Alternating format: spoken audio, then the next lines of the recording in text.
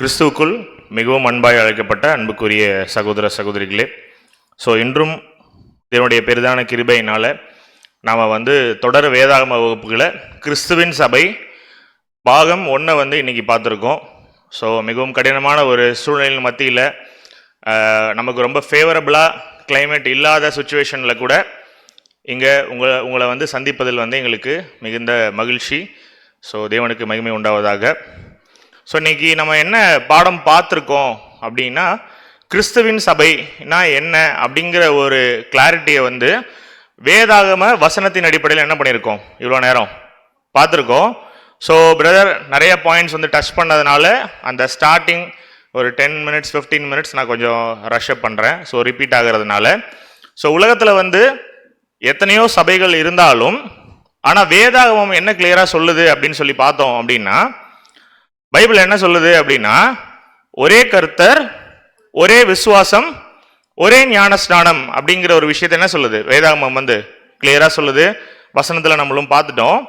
அப்போ வேதம் சொல்ற கருத்துக்கும் இன்னைக்கு இருக்கக்கூடிய கிறிஸ்தவ அமைப்புக்கும் சில வித்தியாசம் இருக்கிறத நம்ம கவனிக்க முடியுது இல்லைங்களா? ஏன்னா வசனம் என்ன சொல்லிடுச்சு, ஒரே கர்த்தர், ஒரே விசுவாசம், ஒரே ஞானஸ்நானம். இன்னைக்கு ஒரே விசுவாசமும் ஒரே ஞானஸ்நானமும் இருக்கா அப்படின்னு கேட்டிங்கன்னா, கிறிஸ்தவ மண்டலத்தில் அப்படி இல்லைன்னு சொல்லி பார்க்குறோம்.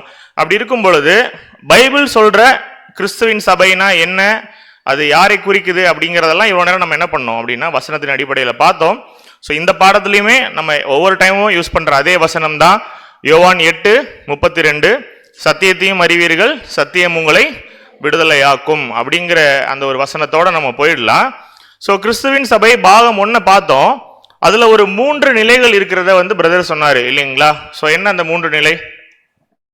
அழைக்கப்பட்டவர்கள், தெரிந்து கொள்ளப்பட்டவர்கள், உண்மை உள்ளவர்கள் இல்லைங்களா? கிறிஸ்துவோட சபையை 3 பகுதிகளா நம்ம கடக்கணும்.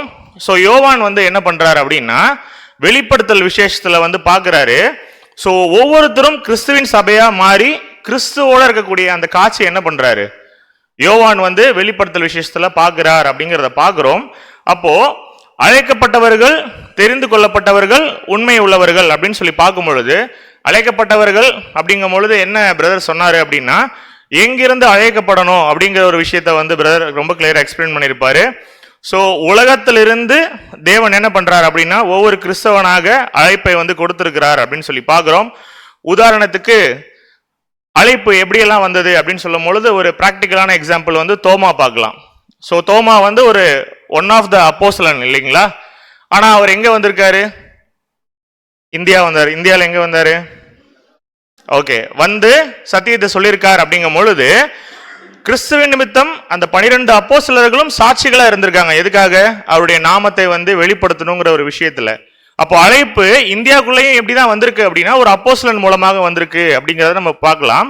அப்படி இருக்கும் பொழுது உதாரணத்துக்கு நம்ம என்ன பார்த்தோம் அப்படின்னா, தேவனை மகிமைப்படுத்தக்கூடிய பேர்ல ஒரு சேரிட்டியோ இல்ல ஸ்கூல்ஸோ இல்ல ட்ரஸ்டோ ஆர்கனைசேஷனோ நடத்தக்கூடிய விஷயங்கள் என்ன பண்ணாதுங்க. ஆக்சுவலி தேவனை அது மகிமைப்படுத்தும் இல்லைன்னு சொல்லல, ஆனா அது மட்டுமே உண்மை உள்ள ஒரு நிலைமைக்கு நம்மளை கொண்டு போகுமா அப்படின்னு சொல்லி பார்த்தீங்கன்னா போகாது அப்படிங்கிறத வசனத்தின் அடிப்படையில் நம்ம கிளியரா பார்த்துட்டோம்.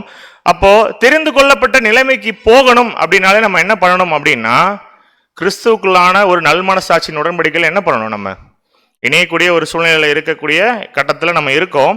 அப்படி இருக்கும் பொழுது அந்த நிலையை மரண பரியந்தம் ஞானஸ்நானத்துக்கு பிற்பாடு உண்மை உள்ள ஒரு கிறிஸ்தவனாக நம்ம ஒரு வேளை வாழ்றோம் அப்படின்னா, அப்பேற்பட்டவர்களை தான் வேதாகமம் என்ன சொல்லுது அப்படின்னு சொல்லி பார்த்தீங்கன்னா, உண்மை உள்ளவர்கள் அப்படின்னு சொல்லுது. இந்த உண்மை உள்ளவர்கள் தான் எத்தனை பேருன்னு சொல்லி பார்த்தோம் நம்ம இப்போ வசனத்துல? 1,44,000 பேர் அப்படின்னு சொல்லி பார்த்தோம். இந்த 1,44,000 பேர்ல ஒருவரா போறதுக்காக தான் என்ன நமக்கு இன்னைக்கு அழைப்பு வந்திருக்கு அப்படிங்கிறதையும் நம்ம புரிஞ்சுக்கலாம். அப்போ பிரதரே ஒரு பாயிண்டோட முடிச்சாரு. என்ன முடிச்சார் அப்படின்னா, வெளிப்படுத்தல் விசேஷத்துல என்ன வசனம் போட்டிருந்தது அப்படின்னு சொல்லி பார்த்தீங்கன்னா, 1,44,000 பேர் இருக்காங்க, ஆனா அவங்க எங்கிருந்து எடுத்துக்கொள்ளப்படுறாங்க அப்படிங்கிற ஒரு வசனத்தையும் நம்ம பார்த்தோம் இல்லைங்களா? அப்போ என்ன பார்த்தோம் அப்படின்னா, இஸ்ரேலுடைய 12 கோத்திரங்கள்ல தான் யாரை சூஸ் பண்ணப்படுறா? இந்த 1,44,000 பேர். அப்ப இவங்க தான் கிறிஸ்துவின் சபை அப்படின்னு சொல்லிட்டு வெளிப்படுத்தல் விசேஷத்துல என்ன இருக்கு வசனம் ரொம்ப கிளியரா இருக்கு அப்படிங்கிறத பார்த்தோம். அப்ப பிரதர் தான் பார்த்தாரு, சொல்லும் போது என்ன சொன்னாரு, இது கான்ட்ராடிக்டரியா இருக்கு அப்படின்னு சொன்னாரு. எப்படி கான்ட்ராடிக்டரியா இருக்கு அப்படின்னா, ஒரு சைடு வசனம் பார்த்துட்டோம், யூதன் என்றும் இல்லை கிரேக்கன் என்றும் இல்லைன்னு வசனம் சொல்லியாச்சு.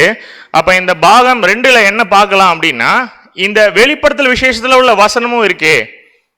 அப்போ இது 2ல எது கரெக்ட், எப்படி நம்ம புரிஞ்சுக்கலாம்?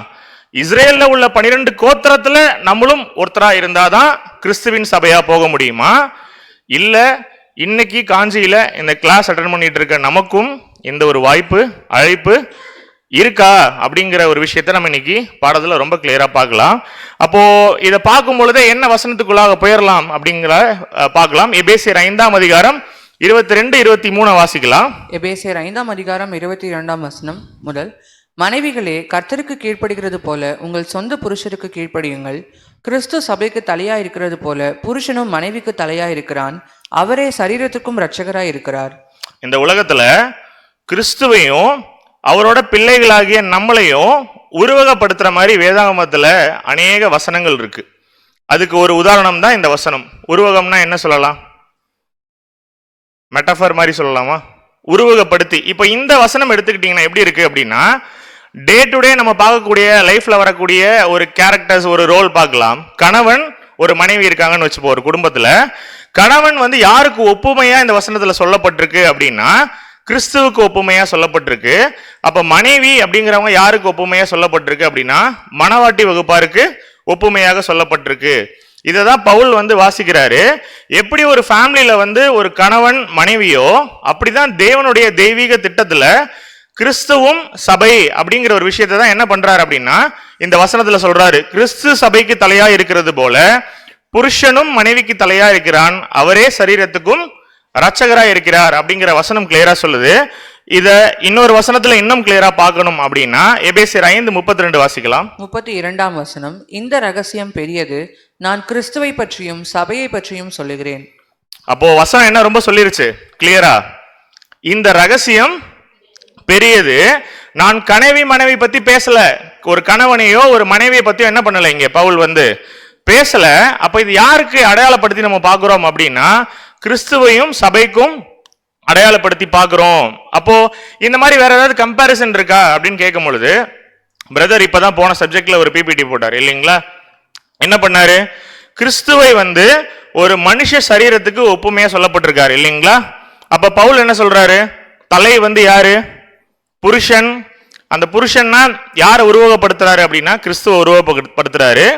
சரீரம் அப்படிங்கும் பொழுது மனைவியை குறிக்கக்கூடிய விஷயமா இருக்கு, உருவகத்துல சபையை குறிக்கக்கூடிய விஷயமா இருக்குன்னு சொல்லி பார்த்தோம். அப்ப தலை கிறிஸ்து, சரீரம் யாரை குறிக்குது அப்படின்னா சபையை குறிக்குது அப்படின்றத விஷயத்தை பார்க்கிறோம். இதே விஷயத்த அருமையான ஒரு கான்செப்ட்ல பவுல் சொல்றாரு. 1 கொரிந்தியர் 12:12 வாசிக்கலாம். 1 கொரிந்தியர் 12ஆம் அதிகாரம் 12ஆம் வசனம். எப்படி எனில் சரீரம் ஒன்று, அதற்கு அவயவங்கள் அநேகம், ஒரே சரீரத்தின் அவயவங்கள் எல்லாம் அநேகமாயிருந்தும் சரீரம் ஒன்றாகவே இருக்கிறது, அந்த பிரகாரமாக கிறிஸ்துவும் இருக்கிறார். அப்போ இந்த அருமையான கான்செப்ட பவுல் எப்படி சொல்றாரு அப்படின்னா, சரீரம் பாடிங்கிறது என்னதான், ஒரே ஒரு பாடி தான். ஆனா இந்த ஒரே ஒரு பாடிக்கு எத்தனை தலை தான் இருக்க முடியும், ஒரே ஒரு தலை தான். ஆனா தலை ஒண்ணுதான், அதோட பார்ட்ஸ் எத்தனை அந்த அந்த உடல்ல அப்படின்னு சொல்லி பாத்தீங்கன்னா, சரீரங்கள் எத்தனை, 1, அவயவங்கள் அநேகம். இப்போ கிறிஸ்து சபைக்கு தலையா இருக்கிறாரு. அப்ப அவயவங்கள் அப்படின்னு யார சொல்றோம் அப்படின்னா, கிறிஸ்துவினுடைய அந்த மணவாட்டி வகுப்பார் 1,44,000 பேரை குறிக்கக்கூடிய விஷயமா இருக்கு அப்படிங்கிறத தான் இந்த வசனம் சொல்லுது. அப்படியே 1 கொரிந்தியர் 12:27 கூட என்ன ஆட் ஆகுது அப்படின்னா, நீங்களே கிறிஸ்துவின் சரீரமாயும் தனித்தனியே அவயவங்களுமாயும் இருக்கிறீர்கள். இப்ப அவயவங்கள்ல யாரும் ஒருத்தரா, நம்மளும் இருக்கோம் இல்லைங்களா. ஒருவேளை நாம தான் கிறிஸ்துவின் சபையா மாறுறதுக்காக முயற்சி பண்ணிட்டு இருக்கோம் இந்த பூமியில. நம்ம அந்த 1,44,000 பேர்ல நம்மளும் ஒருவரா மாறணும் அப்படின்னா, நம்ம யாருன்னு சொல்றாங்க அப்படின்னா, இந்த ஒட்டுமொத்த பாடியில நம்ம எல்லாரும் ஒவ்வொரு பார்ட்ஸ் அப்படிங்கிறாரு. இதை தான் பவுல் சொல்றாரு, நம்ம எல்லாரும் ஒவ்வொரு பார்ட்ஸ் தான் இந்த பாடியில. இந்த ஒட்டுமொத்த பாடிக்கு யாரு தலையா இருக்கா அப்படின்னா, கிறிஸ்து தலையா இருக்கார் அப்படிங்கிறத பார்க்கிறோம். இதை இன்னொரு உருவகமும் படுத்தி வேதாகமத்துல வசனம் இருக்கும். எப்படி ஒரு பாடிக்கு தலை கிறிஸ்து, மீதி இருக்கக்கூடிய அவயவங்கள் சபையோ, அதே போல கிறிஸ்துவும் அவருடைய சபையை குறித்து இன்னொரு ஒரு விஷயமும் உருவகப்படுத்திருக்கும். என்ன அப்படின்னா, ஒரு பில்டிங்க்கு எப்படி ஒரு அஸ்திபாரம் முக்கியமோ, எப்படி ஒரு பில்டிங் இருக்குன்னா அதுக்கு கற்கள் மேல கற்கள் இருக்குமோ, அப்படி போல கிறிஸ்துவும் சபையும் இருக்கும் அப்படிங்கிறத உருவகப்படுத்தி நம்ம பார்த்திருக்கோம். எபேசியர்ல கூட இதே வசனம் இருக்கு. எபேசியர் 2:20 வாசிக்கலாம். எபேசியர் 2ஆம் அதிகாரம் 20ஆம் வசனம். அப்போஸ்தலர் தீர்க்கதரிசிகள் என்பவர்களுடைய அஸ்திபாரத்தின் மேல் கட்டப்பட்டவர்களுமாய் இருக்கிறீர்கள், அதற்கு இயேசு கிறிஸ்து தாமே மூலைக்கல்லாய் இருக்கிறார். ஓகே, யூசுவலா ஒரு பில்டிங்னா எத்தனை பேஸ்மெண்ட் இருக்கும்? ஒரு பில்டிங்க்கு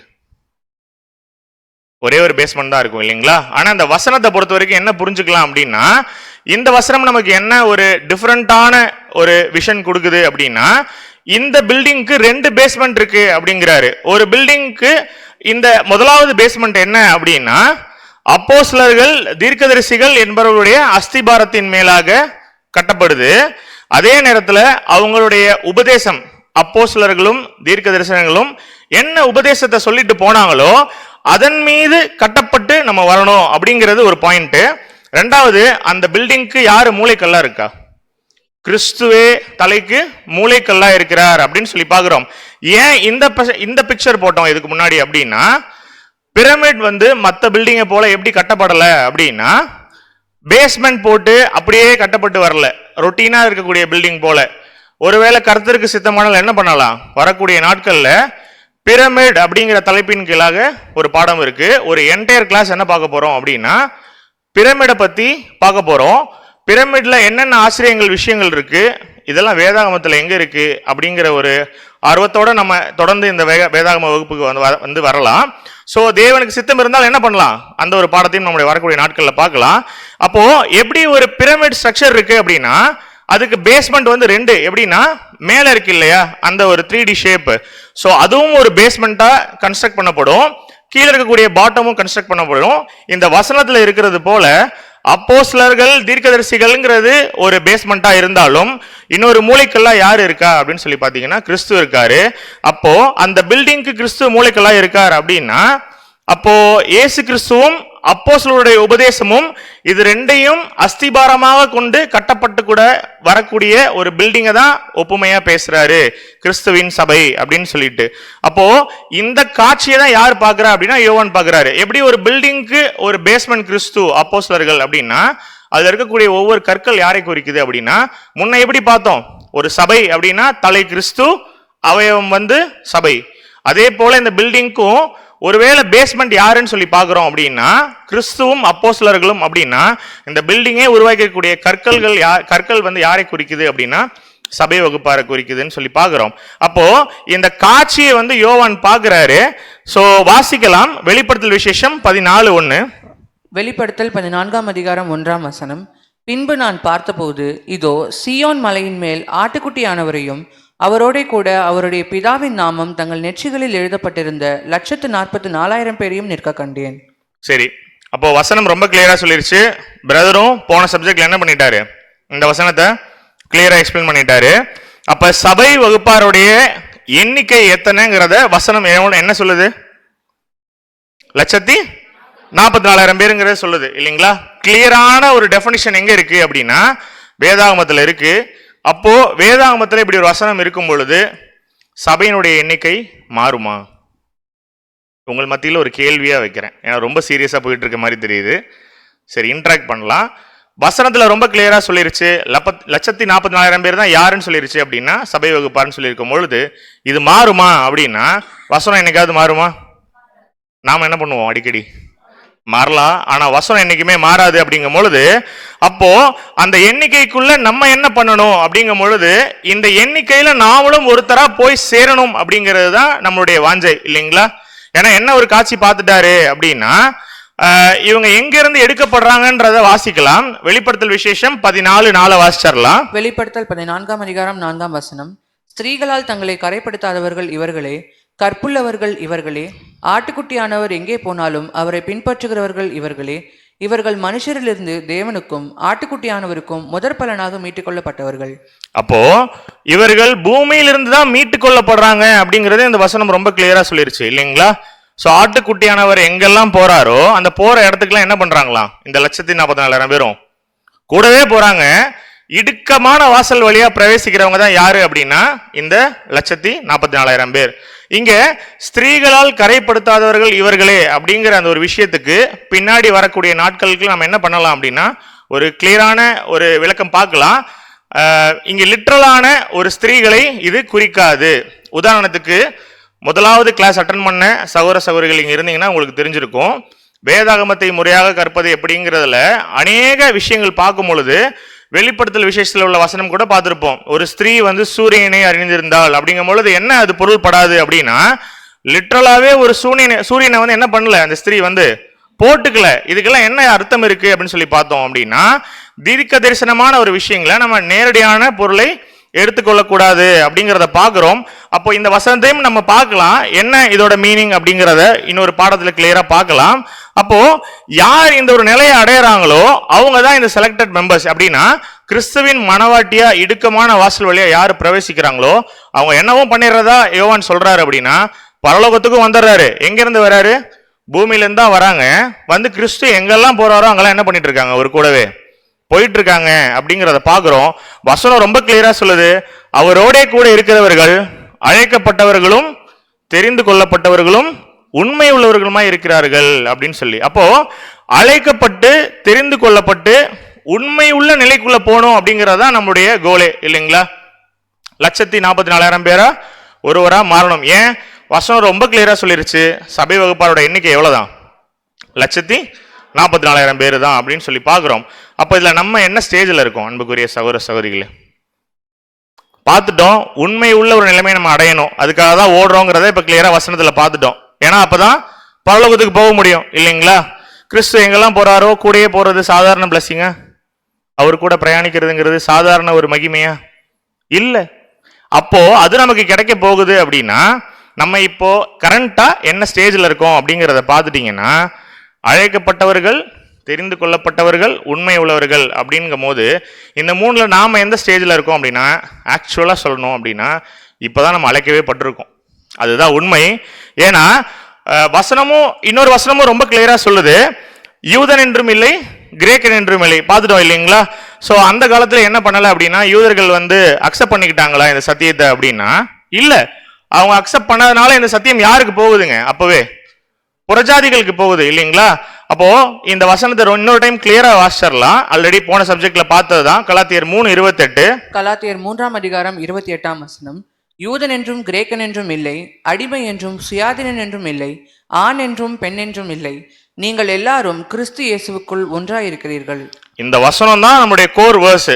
என்ன சொல்லிருச்சு?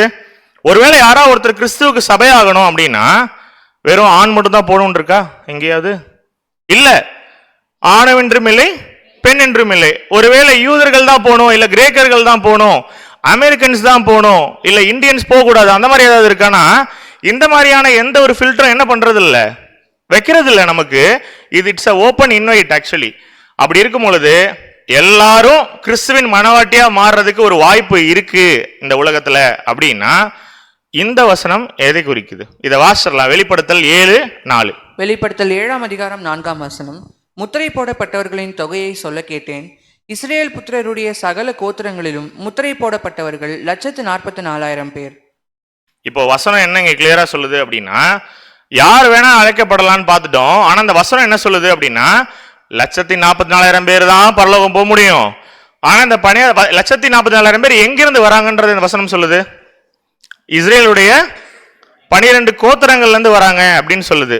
அப்படி இருக்கும் பொழுது கோத்திரத்துல 12,000 பேர் நம்ம பார்த்தோம். அப்படி இருக்கும் பொழுது வேதம் ஒரு இடத்துல ஒரு மாதிரியும் இன்னொரு இடத்துல இன்னொரு மாதிரியும் சொல்லுமா? பிரதர் இந்த கேள்வியோட தானே முடிச்சாரு. முன்னுக்கு பின் முரணான ஒரு கேள்வி. எல்லாருமே 144,000 பேரா ஆகிறதுக்கு ஓடலாம், சபையாகிறதுக்கு ஓடலாம் அப்படின்னு ஒரு சூழ்நிலை ஒரு வசனம் இருக்கும் பொழுது இந்த வசனம் எதை தான் ரொம்ப கிளியரா சொல்லுது அப்படின்னா இஸ்ரேலுடைய 12 கோத்திரங்கள் இருக்கவங்க தான் போக முடியும் அப்படிங்கிறதையும் சொல்லுது.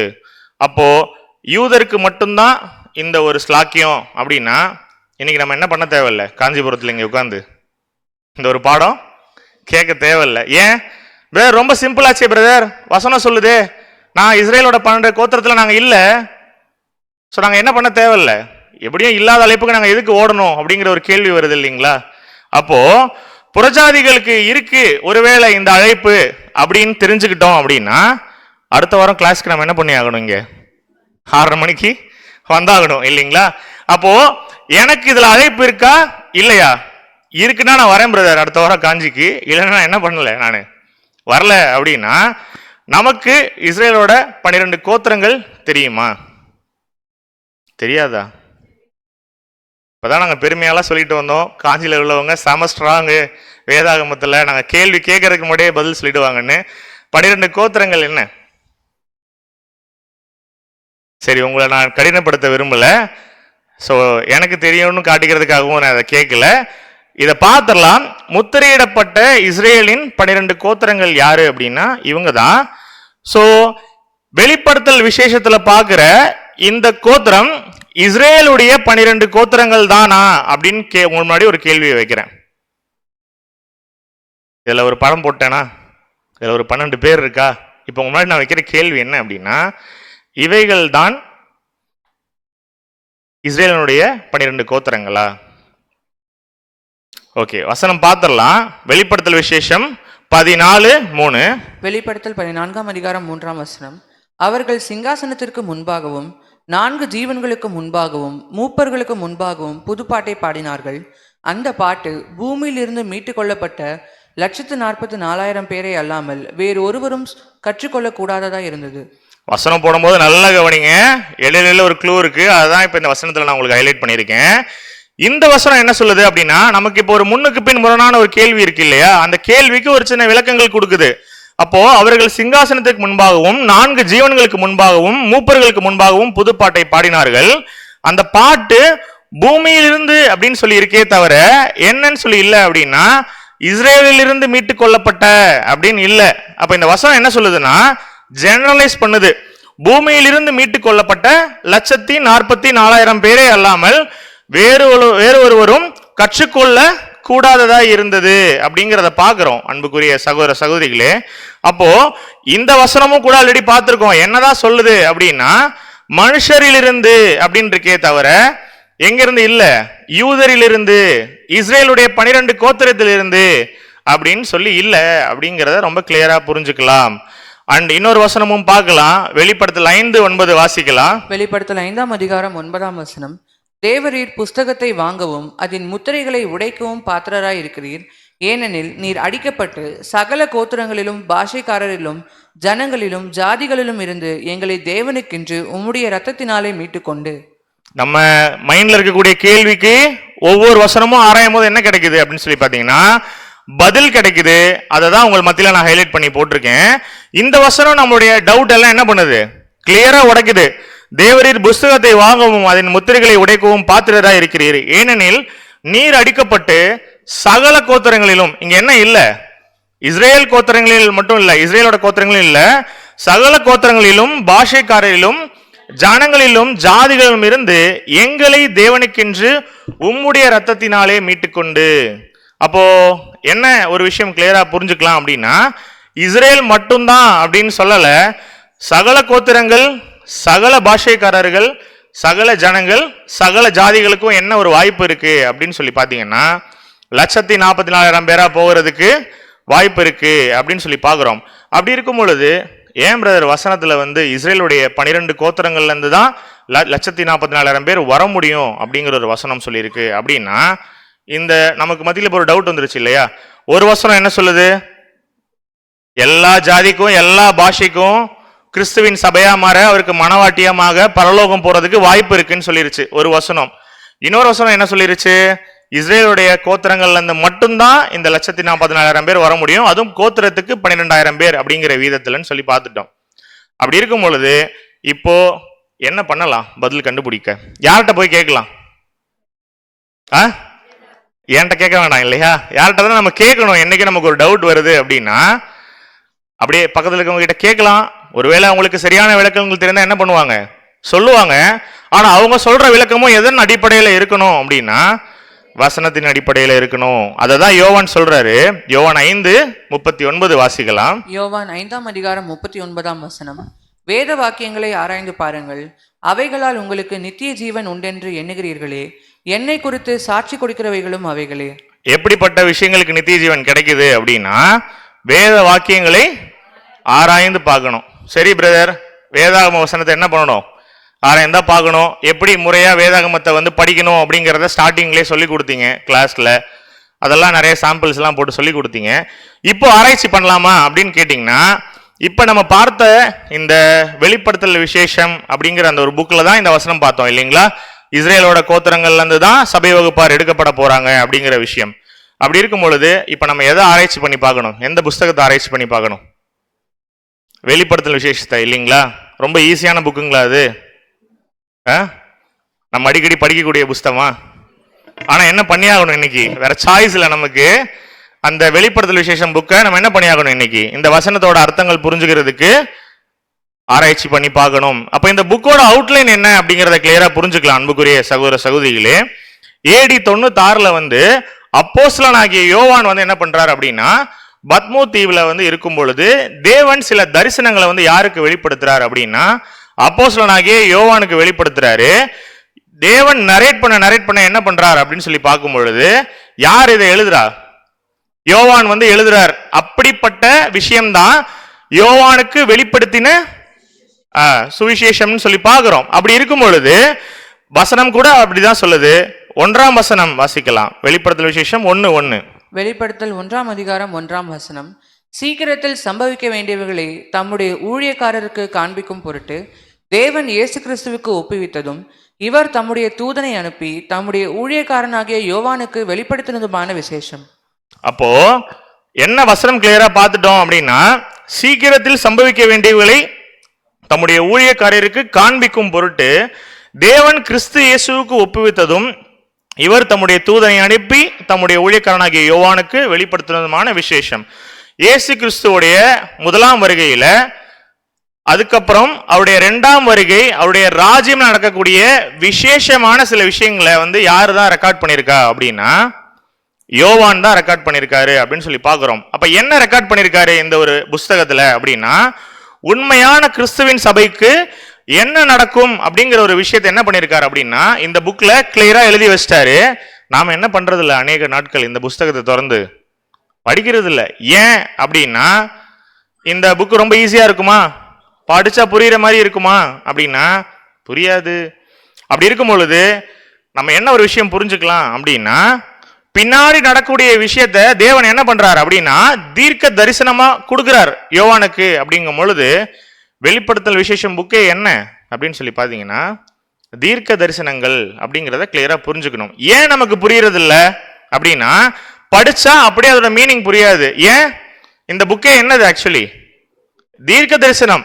அப்போ இதுக்கு வசனத்துல இது எப்படி புரிஞ்சுக்கலாம் அப்படிங்கிறதுக்கு ஒரு கிராஸ் ரெஃபரன்ஸ் போடுறேன். 2 பேதுரு 1:20 வாசிக்கலாம். பேதுரு ரொம்ப கிளியரா எழுதியிருக்காரு. 2 பேதுரு 1ஆம் அதிகாரம் 20ஆம் வசனம்.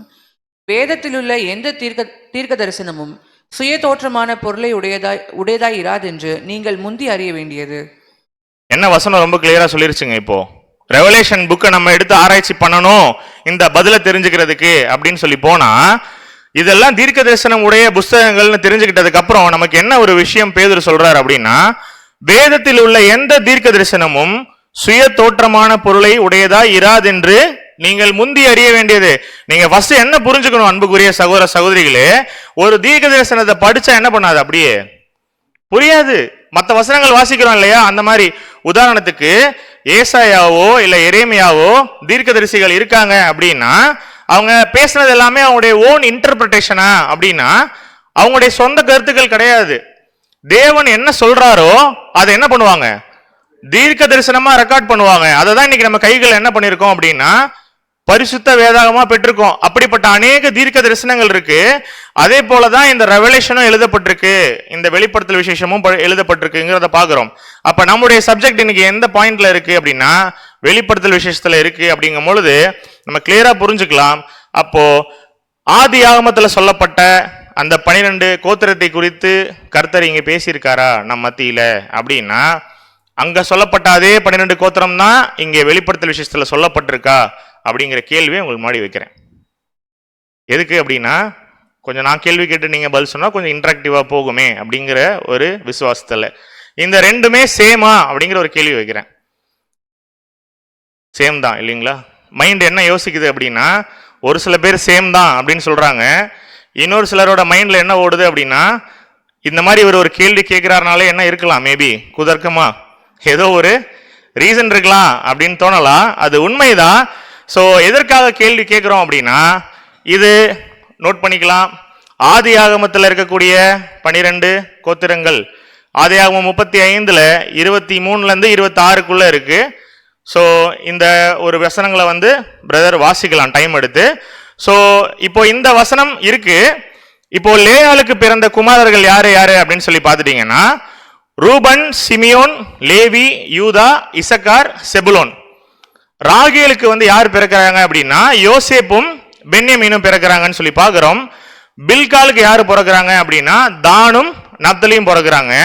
சில்பால் அப்படிங்கிற கேரக்டருக்கு யார் பிறக்கிறா அப்படின்னா, காத்தும் ஆசேரும் பிறக்கிறாங்க அப்படிங்கிற விஷயத்தை பார்க்கிறோம். இதுதான் ஆதியாகமத்தில் சொல்லப்பட்ட 12 கோத்திரங்கள். ஆனா வெளிப்படுத்தல் விசேஷத்துல சொல்லப்பட்ட வசனம், வெளிப்படுத்தல் விசேஷம் 7:5-8 இப்ப வாசிச்சாரா?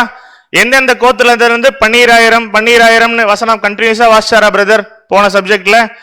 இதுதானே வாசிச்சாரு. வெளிப்படுத்தல் 7:5-8 நீங்க நோட் பண்ணிருந்தீங்கன்னா இதே வசனம் தான் நோட் பண்ணிருப்பீங்க போன சப்ஜெக்ட்ல. அப்போ ரெண்டும் சேமா அப்படிங்கிற கேள்விதான் உங்களுக்கு முன்னாடி நான் வச்சேன். பிரதர் ஆர்டர் மாறி இருக்கு பிரதர் அப்படின்னு மட்டும் சொல்லாதீங்க, நல்லா கவனிச்சு பதில் சொல்லுங்க. ஆர்டர் மட்டும் இங்க டிஃபரன்ஸ் இல்ல அன்புக்குரிய சகோதர சகோதரிகளே. அப்போ ஆதியாகமத்துல சொல்லப்பட்ட அதே 12 கோத்திரங்கள் இங்க வெளிப்படுத்தல் விஷயத்துல சொல்லப்பட்டிருக்கா அப்படின்னா ஆன்சர் இஸ் நோ. அப்ப பதில் என்ன அப்படின்னு சொல்லி பாத்தீங்கன்னா, அங்க ஆதியாகமத்துல என்ன இருக்கும்? தான் கோத்திரம் இருக்கும். வெளிப்படுத்தல் விசேஷத்துல சொல்லப்பட்ட இஸ்ரேலுடைய கோத்திரங்கள்ல என்ன இருக்காது? தான் இருக்காது, மனாசே தான் இருக்கும். இதை நான் போட்டிருக்கேனா? நான் போடல, வேதாகமத்துல ரெக்கார்ட் பண்ணப்பட்டிருக்கு. அதுக்கு தான் மேல வந்து வசனம் கொடுத்துருக்கேன், நோட் பண்ணிக்கிங்க. டைம் இருக்கும்போது என்ன பண்ணுங்க, வீட்டுக்கு போயிட்டு அகைன் ஒரு டைம் வாசிச்சு பாருங்க. அப்போ தான் வரல, மனாசே தான் வந்திருக்கு அப்படின்னா என்ன ஃபர்ஸ்ட் நம்ம பதில் கண்டுபிடிச்சிருக்கோம் அப்படின்னா, 12 கோத்திரத்தை பத்தி வேதாகமத்துல வெளிப்படுத்தல் விசேஷத்துல என்ன பண்ணப்படல அப்படின்னா சொல்லப்படல. நீங்க இங்க பாக்குற லிஸ்ட் கரெக்ட் தான், இதுதான் இஸ்ரேலுடைய 12 கோத்திரங்கள். அப்ப எதை பத்தி சொல்லப்பட்டிருக்கு? எப்படி பிரதர் இதை புரிஞ்சுக்கலாம்? ஒரு கேள்வி வச்சோம், அந்த கேள்வியை புரிஞ்சுக்கிறதுக்காக தான் உள்ள போய் இப்ப ஆராய்ச்சி பண்ணிட்டு இருக்கோம் இந்த வெளிப்படுத்தல் விசேஷத்தை. அப்படின்னா இப்ப நம்ம கிட்ட என்ன மட்டும்தான் இருக்கு? வெளிப்படுத்தல் விசேஷத்துல சொல்லப்பட்ட பேர்கள் மட்டும்தான் இருக்கு, எந்தெந்த கோத்திரம் அப்படின்னு. பேரை வச்சு கண்டுபிடிக்கலாமா? ஏன்னா ஏதோ ஒரு மெத்தட் யூஸ் பண்ணி தான் என்ன பண்ணி ஆகணும், இன்னைக்கு பதில் கண்டுபிடிச்சாகணும். 144,000 பேர்ல எல்லாருக்கும் அந்த அழைப்பு இருக்கா, இல்ல இஸ்ரேல் கோத்திரத்துக்கு மட்டும் இருக்கான்னு? அப்ப என்ன ஒரு விஷயம் கிளியரா புரிஞ்சுக்கலாம் அப்படின்னா, இஸ்ரேலுடைய 12 கோத்திரங்களை பத்தி இங்க சொல்லல, வெறும் பேர்கள் மட்டும்தான் நம்ம கிட்ட கையில இருக்கு. அப்படின்னா பேர்களை வச்சு கண்டுபிடிக்க முடியுமா அர்த்தத்தை அப்படின்னா தாராளமா பிடிக்கலாம். இதுக்கு உதாரணம் சொல்றேன். வேதாகமத்துல அநேக பேர்கள் வந்து காரணம் இல்லாம இருக்காது. நம்ம இன்னைக்கெல்லாம் பேர் வைக்கும் போது குழந்தைக்கு எப்படி வைப்பாங்க அப்படின்னா, இன்னைக்கு மோஸ்ட்லி இந்த ஜென்ரேஷன்ல யாரும் அதை ஃபாலோ பண்றது இல்ல. ஒரு 3-4 ஜென்ரேஷன் முன்னாடி பார்த்துருக்கீங்கன்னா பேர் வச்சிருப்பாங்க, வெள்ளையன்னு பேர் வச்சிருப்பாங்க. ஆனா குழந்தை எப்படி இருக்கும்? கருப்பா இருக்கும் இல்லைங்களா? இதெல்லாம் கான்ட்ரடிக்டரியா இருக்கும். நம்மளே சொல்லுவோம் பேருக்கும் அவனுக்கும் என்ன இல்லை, சம்பந்தமே இல்லை அப்படின்னு. ஆனா பைபிள் அந்த மாதிரி கிடையாது. வேதாகமத்துல ஒரு பேர் இருக்கு அப்படின்னா அர்த்தமுள்ள விஷயமா இருக்கும்னு சொல்லி பாக்குறோம். இதே மாதிரி ஒரு கேரக்டர் இருந்தது வேதாகமத்துல. ஆதாம் அப்படிங்கிற ஒரு கேரக்டர் இருந்தாங்க. அந்த ஆதாம்ன்ற வார்த்தைக்கு என்ன அர்த்தம்? செந்நிற மண் அப்படின்னு சொல்லி அர்த்தம். ஏன், எதனால இந்த பேரு? இந்த பேருக்கு காரணம் என்ன அப்படின்னா, மண்ணுல இருந்தா யார் உருவாக்கப்பட்டிருக்கா? ஆதாம் உருவாக்கப்பட்டிருக்காரு அப்படின்னு சொல்லி பாக்குறோம். அப்ப ஆதாமுக்கு என்ன பேர் வச்சாச்சு அப்படின்னா மண்ணுனே பேர் வச்சாச்சு. ஆதாம்ன்ற பேருக்கு அர்த்தம் என்ன அப்படின்னா மண். அடுத்தது இன்னொரு கேரக்டர், சேத்னு ஒருத்தர் பிறந்தாரு. சேத்னா என்ன மீனிங் அப்படின்னா சப்ஸ்டிடியூட்னு அர்த்தம். அப்போ சேத் அப்படிங்கிற இந்த கேரக்டர் மாற்று நபர். சப்ஸ்டிடியூட்னா என்னன்னா மாற்று நபர்னு அர்த்தம். யாருக்கு பிரதர் மாற்று நபர் அப்படின்னா, யாருக்கு பதிலாவோ சேத் வந்து ரீப்ளேஸ் ஆகுறாரு தேவனுடைய திட்டத்துல அப்படின்னா ஆபேல். ஆபேலை யாரு ரீப்ளேஸ் பண்றா அப்படின்னா சேத் அப்படிங்கிறவரு ரீப்ளேஸ் பண்றாரு. ஆபேலுக்கு பதிலா ஆதாமோட சந்ததி எங்க இருந்து தான் உருவாகுது அப்படின்னா சேத் கிட்ட இருந்து தான் உருவாகுது. இன்னொரு கேரக்டர் பார்க்கலாம் பைபிள்ல, நோவா அப்படிங்கிற ஒரு கேரக்டர் இருந்தாங்க இல்லையா? நோவானுடைய பேருடைய அர்த்தம் என்ன? இதெல்லாம் அவுட் ஆஃப் பொசிஷன் பிரதர், இதெல்லாம் கேட்காதீங்க. நோவா அப்படின்னா ரெஸ்ட் அப்படின்னு அர்த்தம். நோவா ரெஸ்ட் எடுத்தாருங்களா? எங்க எடுத்தாரு? வேலையில. கரெக்டா எத்தனை வருஷம் எடுத்தாருன்னா 1 year ரெஸ்ட் எடுத்தாரு. வசனம் நம்ம வாசிச்சு பார்க்கலாம். அப்போ காரணம் இல்லாம வரல. நம்முடைய ரட்சகருக்கும் பேருக்கு மீனிங் இருக்கு, ஆண்டவருக்கும். என்ன பேரு? இயேசு கிறிஸ்து அப்படின்னு சொல்றோம். இயேசுனா என்ன அர்த்தம்? ரட்சகர் அப்படின்னு அர்த்தம். கிறிஸ்து என்ன அர்த்தம்? அபிஷேகம் பண்ணப்பட்டவர் அர்த்தம். இயேசு கிறிஸ்து அப்படின்னா அவருக்கு ரட்சகர், அபிஷேகம் பண்ணப்பட்டவர் அப்படிங்கிறது பேருக்கு அர்த்தம். இதே மாதிரி வெளிப்படுத்தல் விசேஷத்துல சொல்லப்பட்ட அந்த 12 பேருக்கும் கிறிஸ்துவின் சபைக்கும் என்ன இருக்கு அப்படின்னு சொல்லி பாத்தீங்கன்னா அர்த்தம் இருக்கு அப்படிங்கிறத பாக்குறோம். இதைதான் பவுல் எழுதுறாரு. ரோமர் 9 அதிகாரம் 6 முதல் 8 வாசிக்கலாம். ரோமர் 9 அதிகாரம் 6 வசனம் முதல், தேவ வசனம் அவமாய் போயிற்று என்று சொல்லக்கூடாது. ஏனென்றால் இஸ்ரேல் வம்சத்தார் எல்லாரும் இஸ்ரேலர் அல்லவே, அவர்கள் ஆபிரகாமின் சந்ததியார் ஆனாலும் எல்லாரும் பிள்ளைகள் அல்லவே. ஈசாக்கினிடத்தில் உன் சந்ததி விளங்கும் என்று சொல்லி இருக்கிறது. அது எப்படி என்றால், மாம்சத்தின்படி பிள்ளைகளானவர்கள் தேவனுடைய பிள்ளைகள் அல்ல, வாக்குத்தத்தத்தின்படி பிள்ளைகளானவர்களே அந்த சந்ததி என்று எண்ணப்படுகிறார்கள். வசனம் ரொம்ப கிளியரா இருக்கா? பவுல் சிம்பிளா எழுதிட்டாரு. ரெவலேஷன்ல வந்திருக்க பேர் இருக்கு இல்லைங்களா, அது என்ன அப்படிங்கறது, அதோட விளக்கம் என்னங்கிறது தான் கேள்வி. சோ மாம்சத்துல பிறக்கிற பசங்களை பத்தி நான் பேசல அப்படிங்கறதான் பவுல் இங்க எழுதியிருக்காரு. ஃபிளஷ்லியா பிறப்பாங்க இல்லையா, அவங்கள பத்தி நான் பேசல. வாக்குத்தத்தன்படி பிள்ளைகள் யாரோ அவங்க தான் யாரு அப்படின்னு சொல்லி பாத்தீங்கன்னா ஆபிரகாமுடைய சந்ததி. வாக்குத்தத்தம்னா என்ன? நமக்குலாம் நியூ இயர் அப்போ வாக்குத்தத்தம் வரும் இல்லைங்களா, வாக்குத்தத்த வசனங்கள் அப்படின்னு. அப்போ எந்த மாதிரியான வாக்குத்தத்தை பத்தி இங்க பேசுறாரு அப்படின்னா, நம்ம ஆரம்பத்துல பார்த்தோம் இல்லைங்களா, வானத்து நட்சத்திரமா மாறணும், கடற்கரை மணல் அப்படிங்கிற விஷயம்லாம் பார்த்தோம் இல்லைங்களா. அப்போ நம்ம என்ன சொல்லிட்டு இருந்தோம் ஆரம்பத்துல, இந்த கிளாஸ் அட்டென்ட் பண்ண உங்களுக்கு தெரியும், நம்மளும் வானத்து நட்சத்திரத்துல ஒருத்தரா மாறணும். அப்படின்னா நம்ம ஆபிரகாமின் சந்ததியா அப்படின்னா விசுவாசத்தின்படி நம்ம யாருதான் சொல்லி பார்த்தோம், நாமளுமே ஆபிரகாமுடைய சந்ததின்னு சொல்லி பார்த்தோம். அப்போ இங்க இருக்கிற இந்த 12 கோத்திரமும் ஒவ்வொரு கோத்திரத்துக்கும் ஒவ்வொரு பேர்கள் இருக்கு, அந்த ஒவ்வொரு பேருக்கும் ஒரு அர்த்தம் இருக்கு அப்படிங்கிறத பாக்குறோம். அந்த ஒவ்வொரு அர்த்தமும் ஒரு குண லட்சணத்தை குறிக்கக்கூடிய ஒரு விஷயமா இருக்கு. அப்ப என்ன கிளியரா புரிஞ்சுக்கலாம் அப்படின்னா, ஆபிரகாமுடைய சந்ததியில இருந்தாதான் வானத்து நட்சத்திரமா ஆக முடியும். அப்படின்னா இன்னைக்கு நமக்குமே அழைப்பு இருக்கு, யாரா மாறுறதுக்கு அப்படின்னா வானத்து நட்சத்திரமா மாற. எதன் அடிப்படையில? விசுவாசத்தின் அடிப்படையில அப்படின்னு சொல்லி நம்ம பார்த்திருக்கோம் அநேக பாடங்கள்ல. அப்போ இன்னைக்கு என்ன புரிஞ்சுக்கலாம் அப்படின்னா, நாம இஸ்ரேலுடைய 12 கோத்திரத்துல ஒருத்தரா இருந்தாதான் இந்த 1,44,000 மாற முடியும் அப்படிங்கறத வெளிப்படுத்தல் விசேஷம் சொல்லல. வெளிப்படுத்தல் விசேஷத்துல ஒரு 12 கோத்திரங்களுடைய பெயர்கள் இருந்தது இல்லையா, அந்த 12 கோத்திரங்களுடைய 12 பேர்களுக்கு ஒரு குணாதிசயம் இருக்கு, ஒரு கேரக்டர் இருக்கு.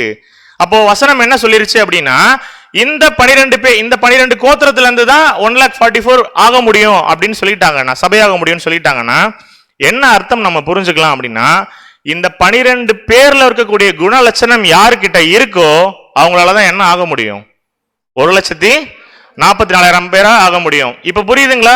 வசனம் முன்னுக்கு பின் முரணா இருக்க மாதிரி இருக்கு, ஆனா என்ன இல்ல, வசனம் என்னைக்குமே முன்னுக்கு பின் முரணா இருக்காது. வசனம் ஜோடி இல்லாம இருக்குமா அப்படின்னா இருக்காது. நம்ம பார்த்திருக்கோம், நம்ம தான் ஆராய்ச்சி பண்ணி வாசிக்கணும்.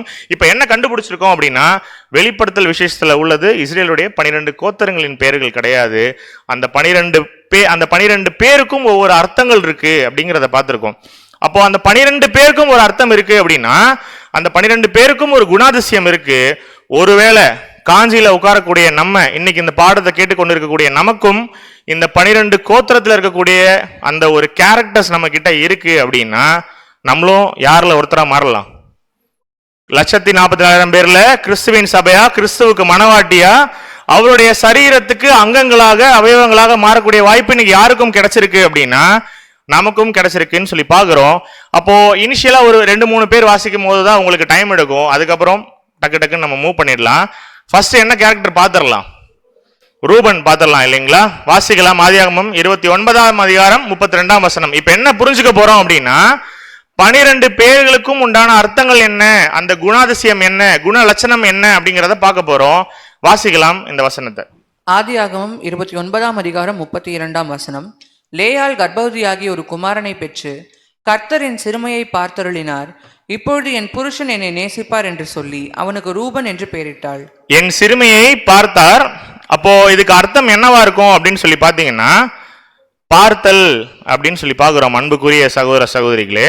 அப்ப ரூபன் அப்படிங்கிற பேருக்கு என்ன அர்த்தம் அப்படின்னு சொல்லி பார்த்தீங்கன்னா பார்த்தல். சோ என்ன பார்த்துட்டோம் அப்படின்னா ஒவ்வொரு பேருக்கும் ஒவ்வொரு அர்த்தம் இருக்கு, அந்த குணாதிசயம் இருக்கு. அது நம்ம கிட்ட இருந்தாதான் சபையா போக முடியும் அப்படின்னு சொல்லி பார்த்துட்டோம். இப்ப ரூபன் கிட்ட என்ன ஒரு அர்த்தம் இருக்கு ரூபன்ற பேருக்கு அப்படின்னா பார்த்தல் அப்படிங்கிறது விளக்கம்னு சொல்லி பார்த்துட்டோம். அப்போ நம்ம கிறிஸ்துவின் சபையா மாறணும்னா நம்ம என்ன பார்க்கணும்? நீங்க இப்படி பேசிட்டே இருங்க பிரதர், நாங்க இப்படி பார்த்துட்டே இருக்கோம், அந்த மாதிரியா என்ன பார்க்கலாம்? அப்போ இப்பதான் பார்த்தோம். நமக்கு என்னைக்காவது ஒரு டவுட் வருது சத்தியத்துல அப்படின்னா ஃபர்ஸ்ட் நம்ம எங்க போய் பார்க்கணும்? வேத வசனங்களை பார்க்கணும். ரூபன் அப்படிங்கிற பேருக்கு என்ன அர்த்தம் அப்படின்னா பார்த்தல்.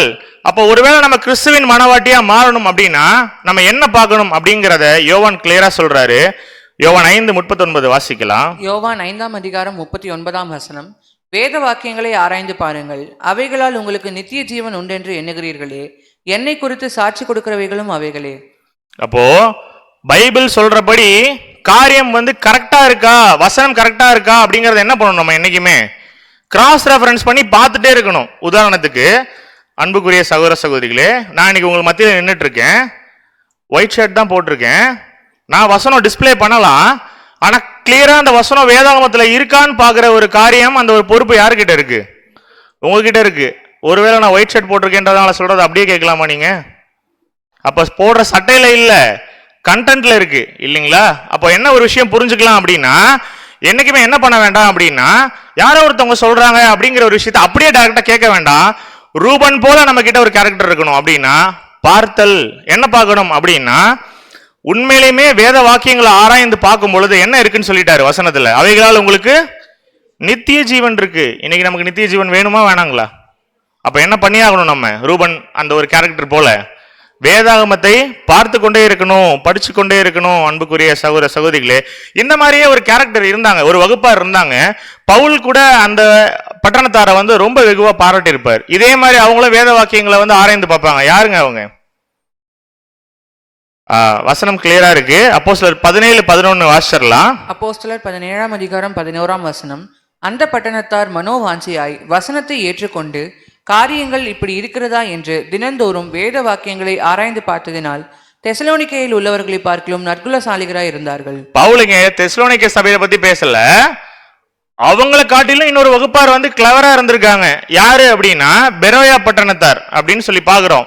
உங்ககிட்ட ஒரு கேள்வி கேட்கிறேன், பவுல் ஒரு விஷயத்த பேசினாருன்னா கரெக்டா பேசுவாருங்களா மாட்டாருங்களா?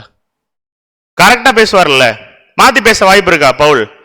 ஆனா பவுல் பேசின விஷயமே கரெக்டா இருக்காங்கிறத யாரு பார்த்திருக்காங்க? பைபிளோட ரெஃபர் பண்ணி யார் பாக்குறா? வேத வசனங்களோட ஒப்பிட்டு யார் பாக்குறா?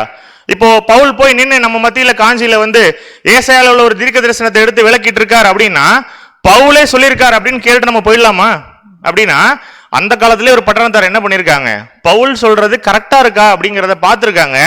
சோ நம்மளும் ரூபன் போல என்ன பண்ணணும் அப்படின்னா பார்க்கணும். யாரோ ஒருத்தவங்க சத்தியம் சொல்றோம், வசனம் சொல்றோம் உங்களுக்கு அப்படின்னா பிளைண்டா நம்பலாமா? வசனம் இருக்கணும் இல்லைங்களா? பார்க்கும் பொழுது வசனம் கரெக்டா அதுக்கு மேட்ச் ஆகணும். அன்புக்குரிய சகோதர சகோதரிகளே, அப்போ என்ன பிரதர் ஃபர்ஸ்ட் கேரக்டரே நம்ம கிட்ட கொஞ்சம் லைட்டா அடிவாங்குதே அப்படின்னு யோசிச்சீங்கன்னா இன்னும் 11 கேரக்டர் இருக்கு. எவ்வளவு சீக்கிரம் முடியுமோ சீக்கிரம் நான் உங்களுக்கு ரஷ் பண்ணி முடிச்சு கொடுத்துட்றேன். அப்போ முக்கியமான கேரக்டர் இதை என்ன பண்ணணும் அப்படின்னா மறக்கக்கூடாது, ரிசர்ச் பண்ணி கரெக்டான ஆன்சரை கண்டுபிடிக்கணும். அதே நேரத்தில் ஒருவேளை வேதாகமத்தை ஆராய்ச்சி பண்ணி ஒரு பதில் கண்டுபிடிச்சிட்டோம் அப்படின்னா 100% அந்த வசனத்தை என்ன பண்ணணும், விசுவாசிக்கணும். வசனம் எடுத்துருவோம், வசனம் சொல்லிடுவோம், ஆனா மனசு என்ன பண்ணாது, சில நேரம் ஒத்துக்காது இல்லைங்களா? ரொம்ப கிளியரா சொல்றாங்க சிஸ்டர், கஷ்டம். அப்போ வசனத்துக்கு கீழ்ப்படிஞ்சணும். ஆராய்ச்சி பண்ணும்பொழுது என்ன கிடைக்குங்கிறாருன்னா நித்திய ஜீவன் கிடைக்கும் அப்படிங்கிறாரு.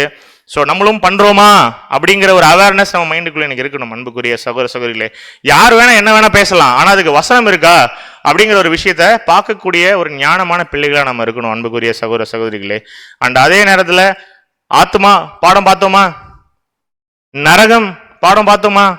இதுக்கு முன்னாடி என்ன வேணா பிலீஃப் நம்ம மைண்டுக்குள்ள இருந்திருக்கலாம்.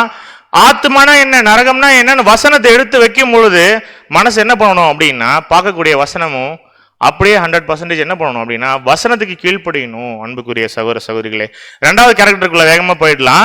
யாரு இரண்டாவது கேரக்டர் அப்படின்னா சிமியோன்.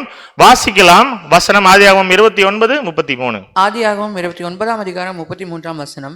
மறுபடியும் அவள் கர்ப்பவதியாகி ஒரு குமாரனை பெற்று, நான் அற்பமாய் எண்ணப்பட்டதை கர்த்தர் கேட்டருளி இவனையும் எனக்கு தந்தார் என்று சொல்லி அவனுக்கு சிமியோன் என்று பெயரிட்டாள். அப்போ சிமியோன்ற பேருக்கு என்ன ஒரு அர்த்தம் அதுலயே இருக்கும் இல்லைங்களா? சிமியோன் என்ற பேருக்கு என்ன அர்த்தம் அப்படின்னா கேட்டல். இனிமே டக்கு டக்குன்னு போயிடுவேன். நீங்க ஸ்லைடை பார்த்தோன்னே என்ன சொல்லிடணும், பேரை பார்த்தோன்னே வசனத்தை படிக்கும் பொழுது என்ன அதனுடைய அர்த்தம் அப்படிங்கிறத நீங்க சொல்லிடணும். சிமியோன்னா என்ன மீனிங் அப்படின்னா கேட்டல். ரூபன்னா என்னன்னு சொல்லி பார்த்தோம் இதுக்கு முன்னாடி, பார்த்தல். சிமியோன்னா கேட்டல். சரி, என்ன கேட்கணும்? ஏன்னா இந்த குணலட்சணம் நம்ம கிட்ட வேணும் அப்படின்னு சொல்லி பார்த்துருக்கோம். 1,44,000 பேரா போறதுக்கு என்ன கேட்கலாம் அன்புக்குரிய சகோதர சகோதரிகளே? இன்னைக்கு நம்முடைய காதுகள் என்ன கேட்குது? ஞாயிற்றுக்கிழமை மட்டும் என்ன கேட்குதுங்கிறத கேட்கல, மீதி இருக்கக்கூடிய 6 நாட்களையும் சேர்த்து தான் கேட்கிறேன் உங்களுக்கு முன்னாடி. நம்ம காதுகள் என்ன கேட்குது, அப்ப என்ன கேட்கலாம் நம்ம அப்படிங்கிறத மத்தேயு சொல்றாரு கிளியரா. 13:9. மத்தேயு 13:9. கேட்கிறதற்கு காதுள்ளவன் கேட்க கடவன் என்றார். அப்போ கிறிஸ்துவின் சபையா மாறணும் அப்படின்னா ஃபர்ஸ்ட் ரூபன் போற வசனங்களை கிராஸ் ரெஃபரன்ஸ்க்கு பார்க்கணும். என்னைக்குமே நம்ம பார்க்கக்கூடிய விஷயங்களை ஆராய்ந்து பார்த்துட்டு சத்தியத்தை கேட்கக்கூடிய பிள்ளைகளா நம்ம இருக்கணும். கேட்கிறதற்கு காதுள்ளவன் கேட்க கடவன் அப்படின்னு சொல்லி சொல்றாரு. இயேசு கிறிஸ்து முதலாம் வருகையில் வரும் பொழுது அவர் பேசினதை எல்லாருமே கேட்டாங்களா? கேட்கல. யார் பேசியே கேட்கல, ரட்சகர் பேசியே கேட்கல முதலாம் வருகையில. அப்ப நம்ம தெரியல என்ன பண்ணலாம்? அநேகம் பேரு வசனத்தை என்னதான் எடுத்து வச்சாலும் சில நேரம் மனசு என்ன பண்ணாது, பலவீனத்துல கேட்காது. அப்போ ஒருவேளை கேட்காம இருக்கோம் அப்படின்னா நம்மளால 1,44,000 பேர்ல ஒருத்தரா போக முடியுமா? ஏன்னா நீங்க ஒருவேளை கிறிஸ்துவின் சபையா மாறணும் அப்படின்னா இந்த 12 கேரக்டர்ஸோட குணலட்சணம் என்ன பண்ணியாகணும், நம்ம கிட்ட இருந்தாகணும். அப்ப எல்லாரும் கேட்கல, இங்கேயும் எல்லாரும் கேட்பாங்களா அப்படின்னா கேள்விக்குறிதான். அப்ப வசனத்தை யார் நம்புறாங்களோ அவங்க என்ன பண்ணுவாங்க? நிச்சயமா கண்டிப்பா அப்படியே கீழ்ப்படிந்து விசுவாசித்து கேட்பாங்கன்னு சொல்லி பார்க்கிறோம். சத்தியத்தின் மீது தீராத ஆர்வம் யாருக்கு இருக்கோ அவங்களால மட்டும்தான் அன்புக்குரிய சகோதர சகோதரிகளே கிறிஸ்துவின் சபையாக அங்கமாக மாறவே முடியும். நம்ம நினைக்கிற மாதிரிலாம் இது ஈஸியான விஷயமா அப்படின்னா, எப்படி வேணா ஒரு வாழ்க்கை வாழ்ந்துட்டு போயிடலாம், நம்மளும் பரலோகம் போயிடலாம் அப்படிங்கிற சிந்தை நம்ம மைண்டுக்குள்ள இருக்கு அப்படின்னா இந்த 12 கேரக்டர்ஸ் என்கிட்ட இருக்கா அப்படிங்கறத நம்ம இன்னைக்கு சுய பரிசோதனை பண்ணி கொண்டு பார்த்துட்டு இந்த இடத்துல இருந்து செல்லலாம். 3வது கேரக்டர் யாரு அப்படின்னு சொல்லி பாத்தீங்கன்னா லேவி. இப்போ லேவிக்கு என்ன அர்த்தம்? லேவி வாசிக்கலாம் முதல்ல. ஆதியாகமம் 29:34. 34. பின்னும் அவள் கர்ப்பவதியாகி ஒரு குமாரனை பெற்று, என் புருஷனுக்கு 3 குமாரரை பெற்றபடியால் அவர் இப்பொழுது என்னோட சேர்ந்திருப்பார் என்று சொல்லி அவனுக்கு லேவி என்று பெயரிட்டாள். அப்ப லேவிக்கு என்ன அர்த்தங்க? சேர்தல் இல்லைங்களா? என்ன பார்த்துட்டோம் அப்படின்னா லேவின்ற வார்த்தைக்கு என்ன அர்த்தம் அப்படின்னா சேருதல் அப்படின்னு. இப்பதான் ஃபார்முக்கே வந்திருக்கீங்க. ஸ்லைடு போட்டோன்னே என்ன வருது உங்ககிட்ட இருந்து, அர்த்தம் என்ன அப்படிங்கிறது வருது. ஸோ எனக்கு வேலை கொஞ்சம் ஈஸி. அப்ப எங்க சேரணும்? சபைக்கு போய் இங்க ஏதோ ஒரு சபை இருக்குங்க பிரதர், இங்க போய் சேர்ந்தா நான் சபையாயிடுவேன் அப்படிங்கிற ஒரு எண்ணம் இருக்குல்ல நம்ம மைண்டுக்குள்ளார. பிரதர் நான் இங்க போனா சபையாயிடுவேன், அங்க போனா சபையாயிடுவேன் அப்படின்னா உலகத்துல எத்தனை சபைகள் இருக்குங்கிறத போன சப்ஜெக்ட்ல பிரதர் எடுத்தாரு இல்லைங்களா? ஒவ்வொரு சபைக்கும் போறவங்க என்னதான் சொல்லுவாங்க, ஏன் சபை தான் கரெக்ட், இங்கதான் சத்தியம் இருக்கு அப்படின்னு சொல்லி சொல்லுவாங்க. ஆனா பரலோகத்துல எத்தனை சபை இருக்கும்? 800 சபைகள் இருக்குமா? ஒரே சபை தான் பரலோகத்துல. அப்போ அந்த சபையில நாம ஒரு அங்கமா சேரணும் அப்படிங்கறதான் பாக்குறோம். வாசிக்கலாம். எபிரேயர் 12:22-24. எபிரேயர் 12. யோவான் பார்த்த காட்சி தான் இது. 22 முதல். நீங்களோ சீயோன் மலையின் இடத்திற்கும் ஜீவனுள்ள தேவனுடைய நகரமாகிய பரம எருசலேமின் இடத்திற்கும் 1000-10,000 தேவ தூதர்களின் இடத்திற்கும் பரலோகத்தில் பேர் எழுதியிருக்கிற முதற் பேரானவர்களின் சர்வ சங்கமாகிய சபையின் இடத்திற்கும் யாவருக்கும் நியாயாதிபதியாகிய தேவனிடத்திற்கும் பூரணராக்கப்பட்ட நீதிமான்களுடைய ஆவிகளின் இடத்திற்கும் புது உடன்படிக்கையின் மத்தியஸ்தராகிய இயேசுவின் இடத்திற்கும் ஆபேலினுடைய ரத்தம் பேசினதை பார்க்கிலும் நன்மையானவைகளை பேசுகிற ரத்தமாகிய தெளிக்கப்படும் ரத்தத்தின் இடத்திற்கும் வந்து சேர்ந்தீர்கள். அப்போ ஆல்ரெடி யோவான் பார்த்த காட்சியிலே எப்படி யோவான் பேசிட்டு இருக்காரு அப்படின்னா பரலோகத்தை அடையாளப்படுத்தி பேசிட்டு இருக்காரு. இந்த வசனத்துல ஆல்ரெடி நடந்து முடிந்த ஒரு இன்சிடென்ட்டை பாக்குற மாதிரி என்ன பண்ணிட்டு இருக்காரு, பேசிட்டு இருக்காரு. சோ லேவினா என்ன அர்த்தம் பார்த்துட்டோம்னா சேருதல் அப்படின்னு சொல்லி பார்த்துட்டோம். அப்ப நம்மளும் ஒரு நாள் பரலோகத்துல சபையா 1,44,000 பேரா சேரணும் அப்படின்னா இந்த பூமியில நம்ம எங்க சேரலாம்? சபையா சேரலாம். அதான் கேட்டேன் எங்க சேரலாம் அப்படிங்கும் பொழுது யாரெல்லாம் கிறிஸ்துவின் சபையா மாறுவதற்கு முயற்சி பண்றாங்களோ அவங்களோட என்னைக்கு நம்ம சேர்ந்து ஓடுறோமோ அன்புக்குரிய சகோதர சகோதரிகளே, அன்னைக்கு தான் பரலோகத்தில் இருக்கக்கூடிய அந்த 1,47,000 பேர்ல நாமளும் ஒருவரா போய் சேர முடியும் அப்படின்னு சொல்லி பார்க்குறோம். இப்போ இன்னைக்கு காஞ்சிபுரத்தில் சாயங்காலம் வந்து உட்கார்றோமே, நாமெல்லாம் ஒரு சபையா அப்படின்னா நாமெல்லாம் ஒரு சபை தான். வசனம் என்ன சொல்லுது அப்படின்னா, எங்கே 2-3 பேர் வந்து என் நிமித்தமாக கூடி நீங்க எங்க அங்க ஆராதிக்கிறீங்களோ அங்க யார் வாசம் பண்ணுவா? அவரே வாசம் பண்ணுவார். அப்படிங்கும் பொழுது நம்ம யாரு தான் ஆக்சுவலி உண்மையிலுமே சபை தான். ஆனா என்ன, இதுக்கு ஒரு டைட்டில் இல்லை, இதுக்கு ஒரு பேர் இல்லை, இதுக்கு ஒரு போர்டு இல்லை, அவ்வளவுதானே தவிர இங்க என்ன பண்ணிட்டு இருக்கோம் உட்கார்ந்து? ஏதோ உலக பிரகாரமான காரியங்களை பேசிட்டு இருக்கோமா அப்படின்னா, எப்படி பரலோகம் போகணும், எப்படி சபையில ஒருத்தரா ஆகணுங்கிற ஒரு எண்ணத்தை பேசிட்டு இருக்கோம். இத மாதிரி இந்த நோக்கத்தில் இருக்கக்கூடிய அன்புக்குரிய சகோதர சகோதரிகளோட நீங்க சேர்ந்து பயணிக்கும் பொழுது நம்ம பார்த்தோம் இல்லைங்களா, லேவி சேருதல். அப்ப யாரு கூட சேரணும் அப்படின்னா, யாரெல்லாம் சபையாகணும் அப்படிங்கிற ஒரு எண்ணத்துல ஓடுறாங்களோ அவர்களோட சேர்ந்து நாமளும் பரலோகம் போகணும் அப்படிங்கிற ஒரு எண்ணத்தோட ஓடலாம். அன்புக்குரிய சகோதர சகோதரிகளே, நாங்கள் இங்க காஞ்சி வந்து இங்க பாடம் எடுக்கிறதுக்கு காரணம் வந்து யாரையாவது தாக்கி பேசணும், யாரையும் குற்றப்படுத்தணும்லாம் இல்லை. அது நம்மளுடைய வேலை கிடையாது. நம்ம வேலையே என்ன அப்படின்னா வசனத்தை எடுத்து வைக்கணும். அன்புக்குரிய சகோதர சகோதரிகளே, அந்த வசனத்துக்கு கீழ்ப்படிஞ்சிட்டு வசனத்தோட ஒன்றிணைந்து என்ன பண்ணலாம், நம்ம ஒரு குடும்பமாக, விசுவாச குடும்பமாக என்னைக்குமே ஓடுறதுக்கு தயாரா இருக்கலாம். அப்ப என்ன பார்த்துட்டோம் ஃபர்ஸ்ட் அப்படின்னா, பார்க்கணும். ரெண்டாவது என்ன பண்ணணும் அப்படின்னா கேட்கணும், ஆராய்ச்சி பண்ணணும். மூணாவது என்ன அப்படின்னு சொல்லி பார்த்துட்டீங்கன்னா சேரணும். ஒவ்வொரு சண்டையும் சேர்றோமா? சாயங்காலம் இன்னைக்கு பாருங்க 6:30 மணிக்கு இல்ல சீக்கிரமேன்னு சொன்னோம். நிறைய பேர் என்ன பண்ணிருக்கீங்க, மழையை கூட பொருட்படுத்தாது சேர்ந்திருக்கீங்களா? எதுக்காக சேர்ந்திருக்கீங்க?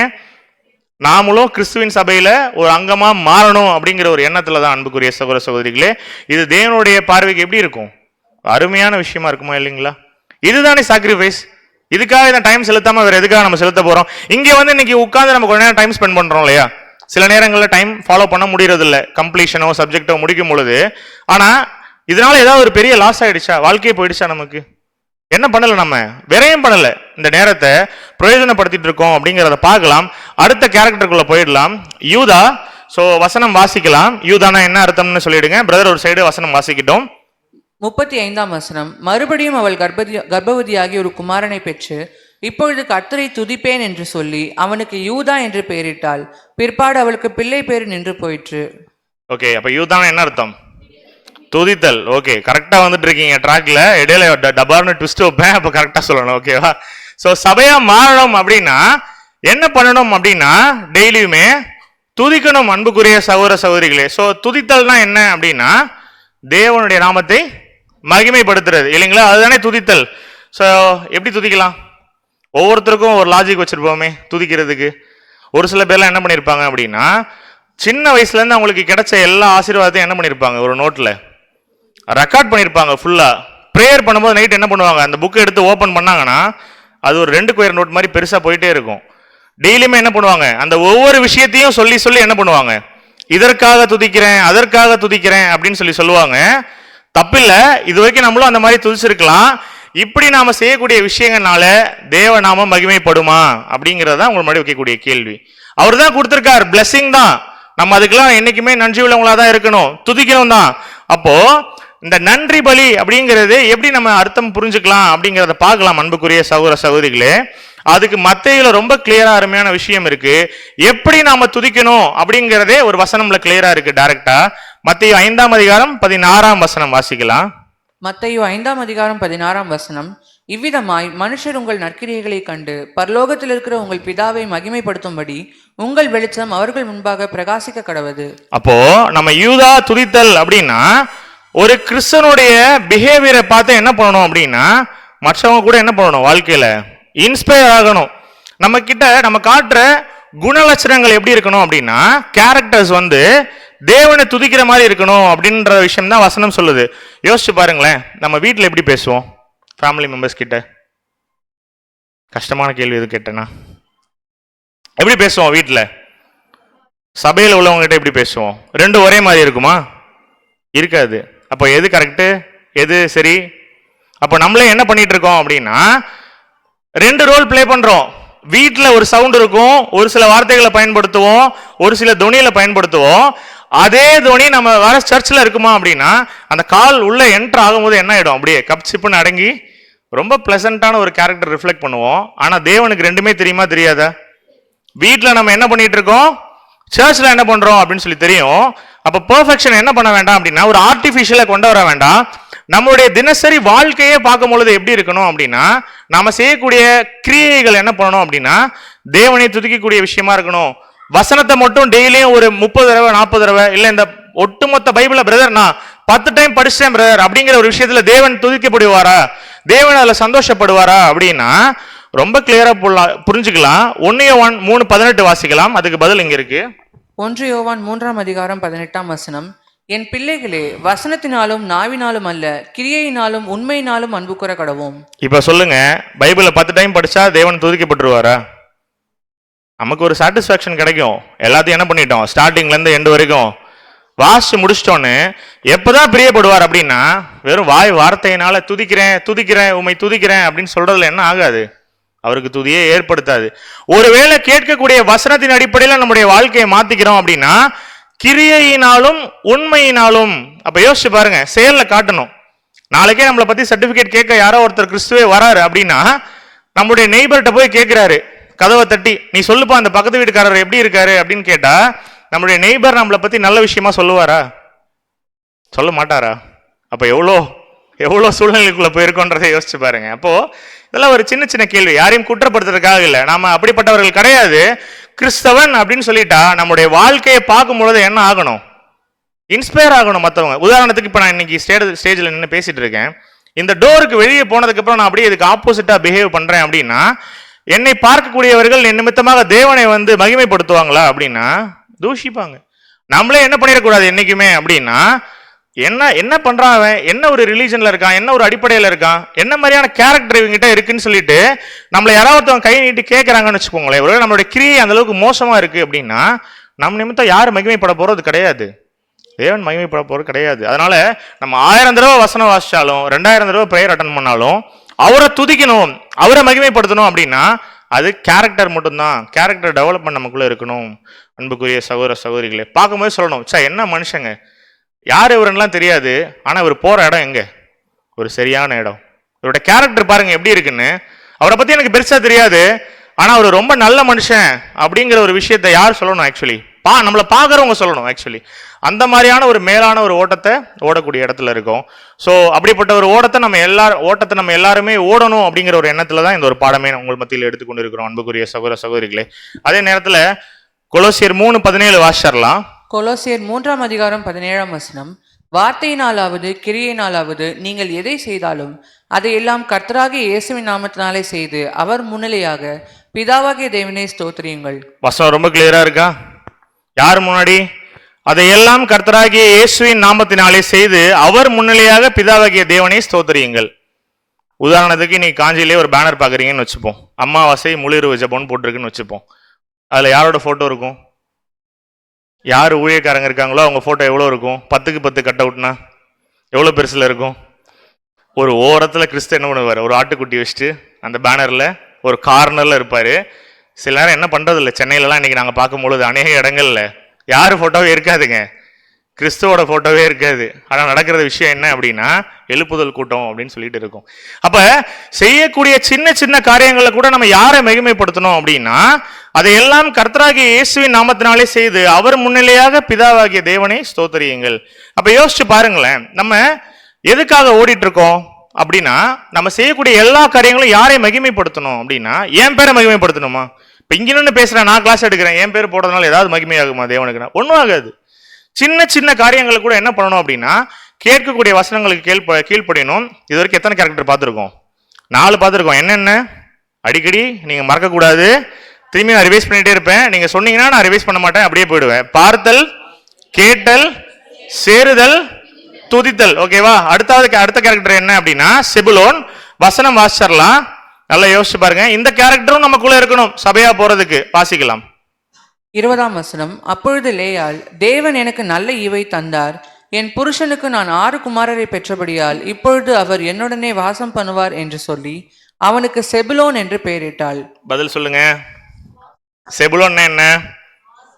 வாசம் பண்ணுவார் இல்லைங்களா? ஸோ கரெக்டா இருக்கீங்க ஃப்ளோல. வாசம் பண்ணுவார் அல்லது வாசஸ்தலம் அப்படின்னு சொல்லி யோசிக்கிறோம். அப்ப இது என்ன பிரதர் குணலட்சணம் அப்படின்னா ஒருத்தவங்க பைபிளை நல்லா பார்க்குறாங்க, கேட்குறாங்க, அப்படிப்பட்டவங்களோட இருக்காங்க, சேர்ந்து தேவனை துதிக்கிறாங்க அப்படின்னா அவர்களோட மட்டும்தான் என்ன பண்ணுவார்? தேவன் வாசம் பண்ணுவார் அப்படிங்கிற ஒரு விஷயத்தை பார்க்கிறோம் அன்புக்குரிய சகோதர சகோதரிகளே. சோ இத கூட எபேசியர்ல வாசிக்கலாம் 2:19. எபேசியர் 2ஆம் அதிகாரம் 19ஆம் வசனம். ஆகையால் நீங்கள் இனி அந்நியரும் பரதேசிகளுமாயிராமல் பரிசுத்தவான்களோட ஒரே நகரத்தாரும் தேவனுடைய வீட்டாருமாய் இருந்து. தேவனுடைய வீட்டாருமாய் இருந்து. எப்போ இதெல்லாம் சொல்லலாம் அப்படின்னா, நாம உண்மையிலுமே இந்த 5 குணலட்சணத்தை காட்டினா நம்ம கூட யார் வந்து வாசம் பண்ணுவா அப்படின்னா, ஒன்றான மேதேவன் என்ன பண்ணுவாரு? வாசம் பண்ணுவார் அப்படின்னு சொல்லி பாக்குறோம். இல்ல பிரதர், நீங்க சொன்ன இந்த எல்லா கேரக்டருமே எங்க கிட்ட இப்ப இருக்கு அப்படின்னு நினைச்சோம் அப்படின்னா, பவுல் நம்ம மத்தியில ஒரு கேள்வி வைக்கிறார். அதை வாசிக்கலாம். 2 கொரிந்தியர் 6:6. 2 கொரிந்தியர் 6ஆம் அதிகாரம் 16ஆம் வசனம். தேவனுடைய ஆலயத்துக்கும் விக்கிரகங்களுக்கும் சம்பந்தம் ஏது? நான் அவர்களுக்குள்ளே வாசம் பண்ணி அவர்களுக்குள்ளே உலாவி அவர்கள் தேவனாய் இருப்பேன், அவர்கள் என் ஜனங்களாய் இருப்பார்கள் என்று தேவன் சொன்னபடி நீங்கள் ஜீவனுள்ள தேவனுடைய ஆலயமாய் இருக்கிறீர்களே. செபுலோன்னா வாசஸ்தலம், வாசம் பண்ணுவார் அப்படின்னு சொல்லி பார்த்துட்டோம். தேவன் நம்ம கூட வாசம் பண்ணணும்னா இதுக்கு முன்னாடி சொல்லப்பட்ட அந்த 4 கேரக்டர் இருக்கணும் அப்படிங்கிறத பார்த்துட்டோம். ஒருவேளை நம்ம கிட்ட இது எல்லாமே இருக்கு அப்படின்னு நீங்க பிலீவ் பண்ணீங்கன்னா, பவுல் நமக்கே ஒரு கேள்வி கேட்கிறாரு. நம்ம தான் அந்த ஆலயம் அப்படிங்கும் பொழுது தேவனுடைய ஆலயத்துக்கும் விக்கிரகத்துக்கும் என்ன சம்பந்தம் அப்படின்னு சொல்லி கேட்கிறாரு அன்புக்குரிய சகோதர சகோதரிகளே. சோ இன்னமும் நம்ம விக்கிரக ஆராதனையில இருக்கோமா? இல்ல. என்ன பிரதர் இதெல்லாம் கேட்குறீங்க? இப்போ போய் யாராவது விக்கிரக ஆராதனைக்குள்ளலாம் இருப்பாங்களா அப்படின்னா இருப்பாங்க. விக்கிரக ஆராதனைனா என்ன அப்படின்னா, ஒரு விக்கிரகத்தை வச்சு அதை கும்பிடுறது மட்டும் என்ன இல்லை, விக்கிரக ஆராதனை கிடையாது. உதாரணத்துக்கு வாரம் காஞ்சிபுரம் வந்து நான் உங்கள் மத்தியில் நின்று சப்ஜெக்ட் பேசுகிறேன். ஒவ்வொரு வாரமும் என்ன நீங்கள் பார்க்குறீங்க, போதிக்கிறவர் உங்கள் கண்ணுக்கு வந்து கடவுளாக ஒரு வேளை தெரிகிறாருன்னு வச்சுக்கோங்களேன், இது கூட ஒரு வகையான விக்கிரக ஆராதனை தான். ஏன்னா நான் சாதாரண மனுஷன் இல்லைங்களா, தேவன் கிடையாது பேசுறதுனால. அப்போ என்ன ஒரு விஷயம் புரிஞ்சுக்கலாம் அப்படின்னா, இது கூட எந்த கேட்டகரியில வரும்? விக்கிரக ஆராதனையில வரும். பிரதர் எனக்கு யாரோ ஒருத்தவங்க சத்தியம் சொல்றாங்க பிரதர், ஆனா அவர் என் கண்ணுக்கு கடவுளா தெரிகிறாரு அப்படின்னா இது ஒன் ஆஃப் த விக்கிரக ஆராதனை. கையில போன் வச்சிருக்கோமா?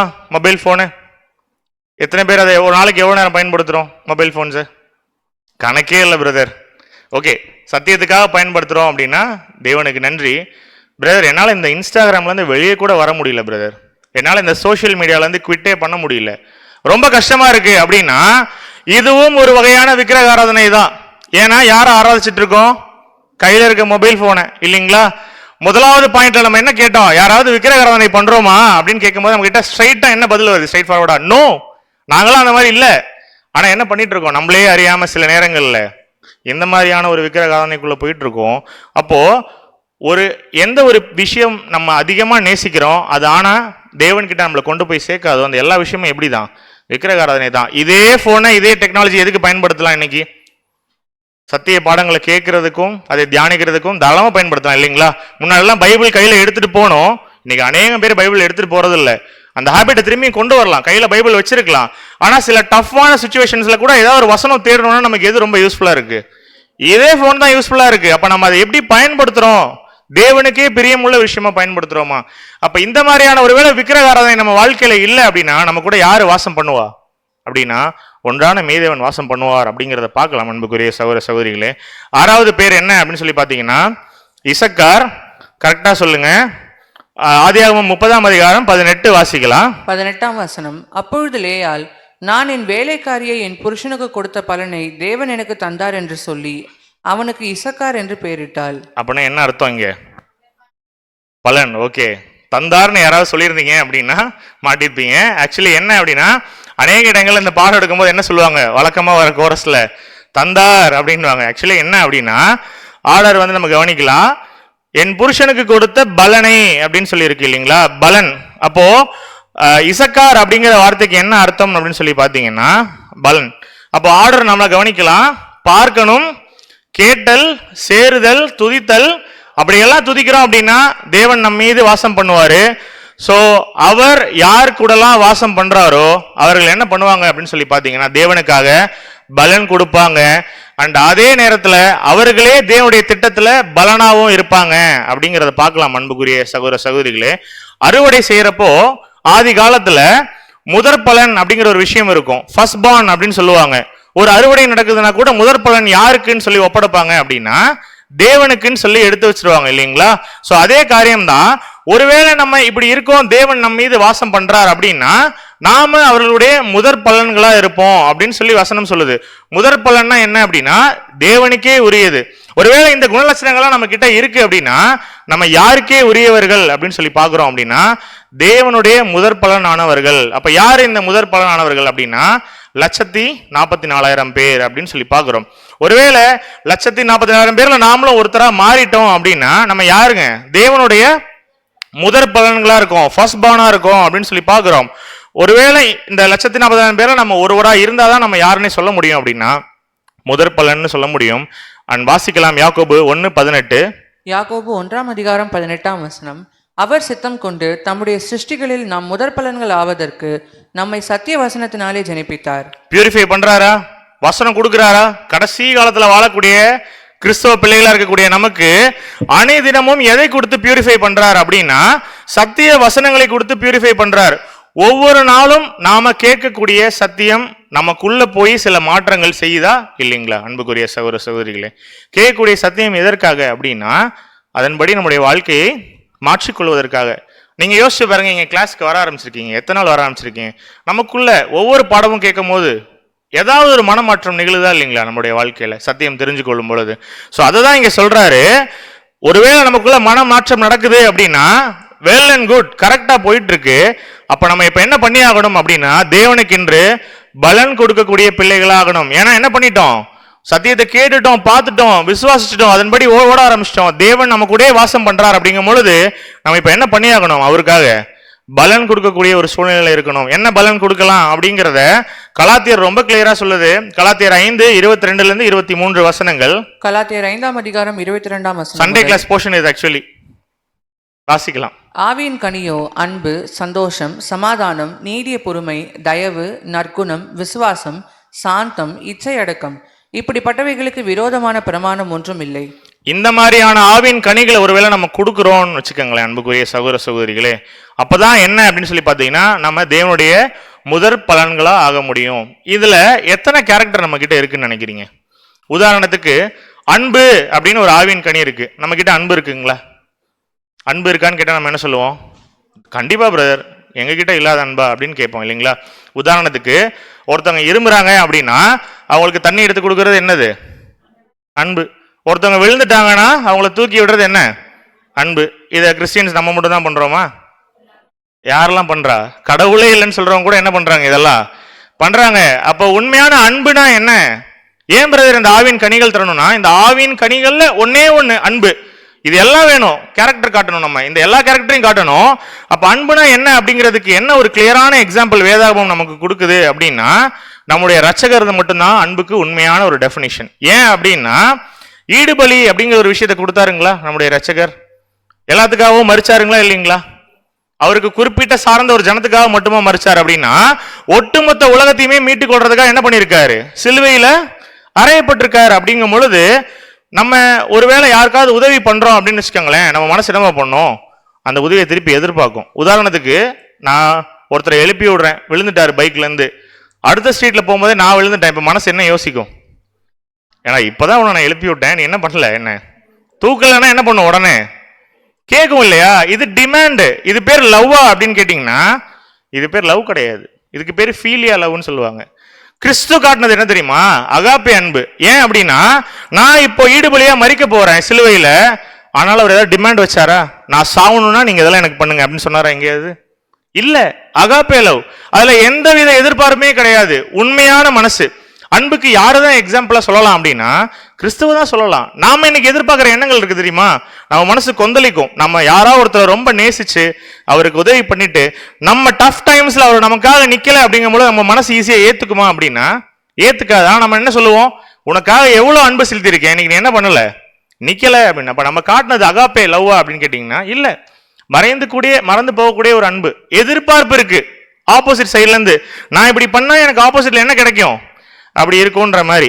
சோ இந்த ஆவின் கனிகள்ல வெறும் அன்பை மட்டும் தான் இப்ப நம்ம சாம்பிளா எடுத்திருக்கோம். அப்ப இந்த மாதிரி ஒவ்வொரு பாடங்களும் இருக்கு. ஆவியின் கனிகள்னே ஒரு பாடம் இருக்கு. ஒருவேளை கர்த்தருக்கு சித்தமாக என்ன பண்ணலாம், வரக்கூடிய நாட்கள்ல நம்ம தாராளமா அதை தியானிக்கலாம். அப்படி இருக்கும் பொழுது நாம தேவ பிள்ளைகளா இருக்கோம், நாம தேவனை உடையவர்களா இருக்கோம் அப்படின்னா நம்ம மத்தியில் என்ன மாதிரியான ஒரு அன்பு வெளிப்படணும் அப்படிங்கிறத நம்ம தினம்தோறும் நம்மளை பரிசோதித்து பார்க்கணும் அன்புக்குரிய சகோதர சகோதரிகளே. அப்போ அடுத்த கேரக்டருக்குள்ள போயிடலாம். காத் அப்படிங்கிற வார்த்தைக்கு என்ன அர்த்தம் அப்படிங்கிறத பார்க்கலாம். ஆதியாகமம் 30:11. 11ஆம் வசனம். அப்பொழுது லேயாள் ஏராளமாகிறது என்று சொல்லி அவனுக்கு காத் என்று பெயரிட்டாள். ரொம்ப சிம்பிள். அப்போ காத்துனா என்ன அப்படின்னு சொல்லி பார்த்தீங்கன்னா ஏராளன். அப்போ பலன் தரணும். இதுக்கு முன்னாடி என்ன வசனம் பார்த்தோம்? ஆவின் கனிகளை கொடுத்துட்டு தேவனுக்கு ஏற்ற பிள்ளைகளா மாறணும் அப்படின்னா அவருக்கேற்ற பலன் தரக்கூடிய கனிகள் தரக்கூடிய பிள்ளைகளா மாறணும் அப்படின்னு சொல்லி பார்த்துட்டோம். அப்போ பலன் தரணும் அப்படின்னா எவ்வளவு தரலாம்? பலன் ஏராளமா தரலாம் இல்லைங்களா? சோ அது என்ன ஏராளம்னு சொல்லிட்டீங்களே பிரதர், எந்த அளவுக்கு தரலாம் அப்படின்னா யோவான் வசனமா போட்டிருக்கார். யோவான் 15:8 வாசிக்கலாம். யோவான் 15ஆம் அதிகாரம் 8ஆம் வசனம். நீங்கள் மிகுந்த கனிகளை கொடுப்பதனால் என் பிதா மகிமைப்படுவார், எனக்கும் சீஷராய் இருப்பீர்கள். யோசிச்சு பாருங்க, அன்பு காட்டக்கூடிய விஷயத்துல கூட நம்ம எப்படி அன்பு காட்டலாம்? அளவா காட்டலாமா? கொஞ்சமா ஏதாவது லிமிட் வச்சுக்கலாமா? பிரதர் இவ்வளவுதான் பிரதர் நான் அன்பு காட்டுவேன், இதுக்கு மேல என்ன பண்ண முடியாதனால காட்ட முடியாதுன்னு சொல்லலாமா? எப்படி காட்டலாம் அப்படின்னா ஏராளமா காட்டலாம். திறந்த மனசோட உண்மை உள்ளவர்களாக வசனத்துக்கு கீழ்ப்படிய பிள்ளைகளா இருக்கக்கூடிய நம்ம ஏராளமாக அன்பு செலுத்தலாம். எக்ஸ்ட்ரீமா லவ் காட்டினா நம்ம மேல யார் மகிமைப்படுவாராம்? பிதா மகிமைப்படுவார், எனக்கும் சீஷராய் இருப்பீர்கள். அப்போ யோசிச்சு பாருங்களேன், கிறிஸ்து போன பிற்பாடு எத்தனை வருஷம் ஆயிடுச்சு? இப்போ ஏறக்குறைய 2000 வருஷத்துக்கு மேல ஆச்சு. ஆனா இன்னுமே என்ன பூர்த்தி ஆகல? 1,44,000 பேருங்கிற கவுண்ட் பூர்த்தி ஆகல. எத்தனை பேர் இருப்பாங்க உலகத்துல இன்னைக்கு? தோராயமா சொல்லுங்க. 8.2 பில்லியன். சும்மா தோராயமா இன்னைக்கு உலகத்துல எத்தனை பேர் இருக்காங்கன்னு கணக்கு எடுத்துட்டீங்கன்னா, ஆனா 8.2 பில்லியன் பேர்ல 1,44,000 பேருங்கிறது சின்ன கவுண்டா பெரிய கவுண்டா? ரொம்ப சின்ன கவுண்ட். ஆனா என்ன ஆகல? இன்னும் அந்த கவுண்ட் பூர்த்தி ஆகல. ஆகினது நம்ம என்ன பண்ண மாட்டோம்? இன்னைக்கு உட்கார்ந்து எப்படியாவது ஒரு ஆளா மாறிடணும்னு சொல்லி படிச்சுட்டு இருக்க மாட்டோம். ஏன் பிரதர் பூர்த்தி ஆகல? 800 கோடி ஜனங்கள் இருக்காங்க. கிறிஸ்துவின் சபையா மாறுறதுக்கு இன்னும் என்ன ஆகல? பூர்த்தி ஆகல. அப்படின்னா ஆவியின் கனிகள் பார்த்தோம் இல்லைங்களா? எப்படி கொடுக்கணும்? பலன் கொடுக்கணும் அப்படின்னா லிமிட்டா கொடுக்கலாமா? அப்படின்னா அன்புங்கிற ஒரு விஷயம் எடுத்துட்டா எப்படி கொடுக்கலாம் அப்படின்னா ஏராளமாய் கொடுக்கலாம் அன்புக்குரிய சகோதர சகோதரிகளே. அப்போ அன்பை மட்டுமே ஏராளமா கொடுக்குறோம் அப்படின்னா மீதி எத்தனை கேரக்டர்ஸ் பார்த்தோம்? சந்தோஷம், சமாதானம், எவ்வளவு கொடுக்கணும்? அப்ப ஒவ்வொன்றையும் எக்ஸ்ட்ரீம் கேரக்டர் காட்டணும். அப்போ இன்னும் சபை நிறைவடையல அப்படின்னா யோசிச்சு பாருங்க, மிகுந்த கனி தரக்கூடிய பிள்ளைகளா நாம மாறணும். வேதாங்கமத்துல இதே மாதிரி கனிகள் கொடுத்த ஒரு அப்போஸ்தலன் இருக்காரு. யாருங்க அவரு? எல்லாத்தையும் தியாகம் பண்ண ரெடியா இருந்தார். யாரா இருக்கலாம்? பவுல் இல்லைங்களா? வாசிக்கலாம். பிலிப்பியர் 1:20. பிலிப்பியர் 1ஆம் அதிகாரம் 20ஆம் வசனம்.